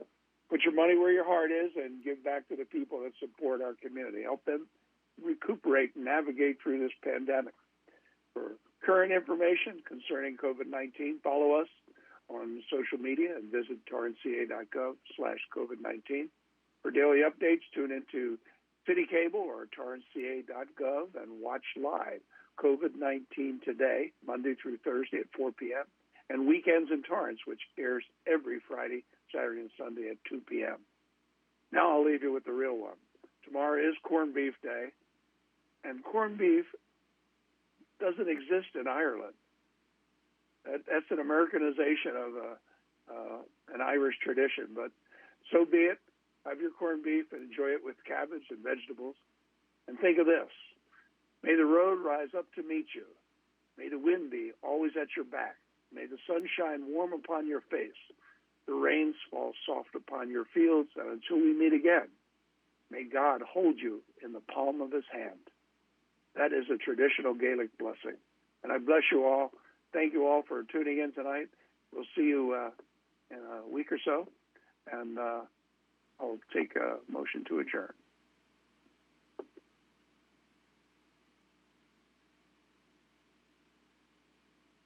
Or we can sit here all night. Councilmember Kalani. Thank you, Mayor. I move that we adjourn tonight's City Council meeting to Tuesday, March 23rd, 2021 at 5:30 p.m. for closed session, with the regular meeting commencing at 7 o'clock p.m. My motion incorporates by reference the orders for the State of California and the County of Los Angeles that are listed under adjournment on the agenda. Members of the Torrance City Council and staff will participate in this meeting via teleconference or other electronic means in our continuing effort to practice social distancing to reduce the spread of COVID-19. Information on how the public can watch and participate in the meeting is found on the agenda.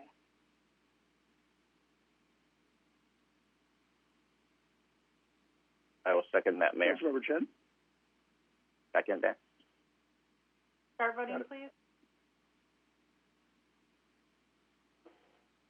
Your Honor, that motion carried carried with Councilmember Goodrich absent.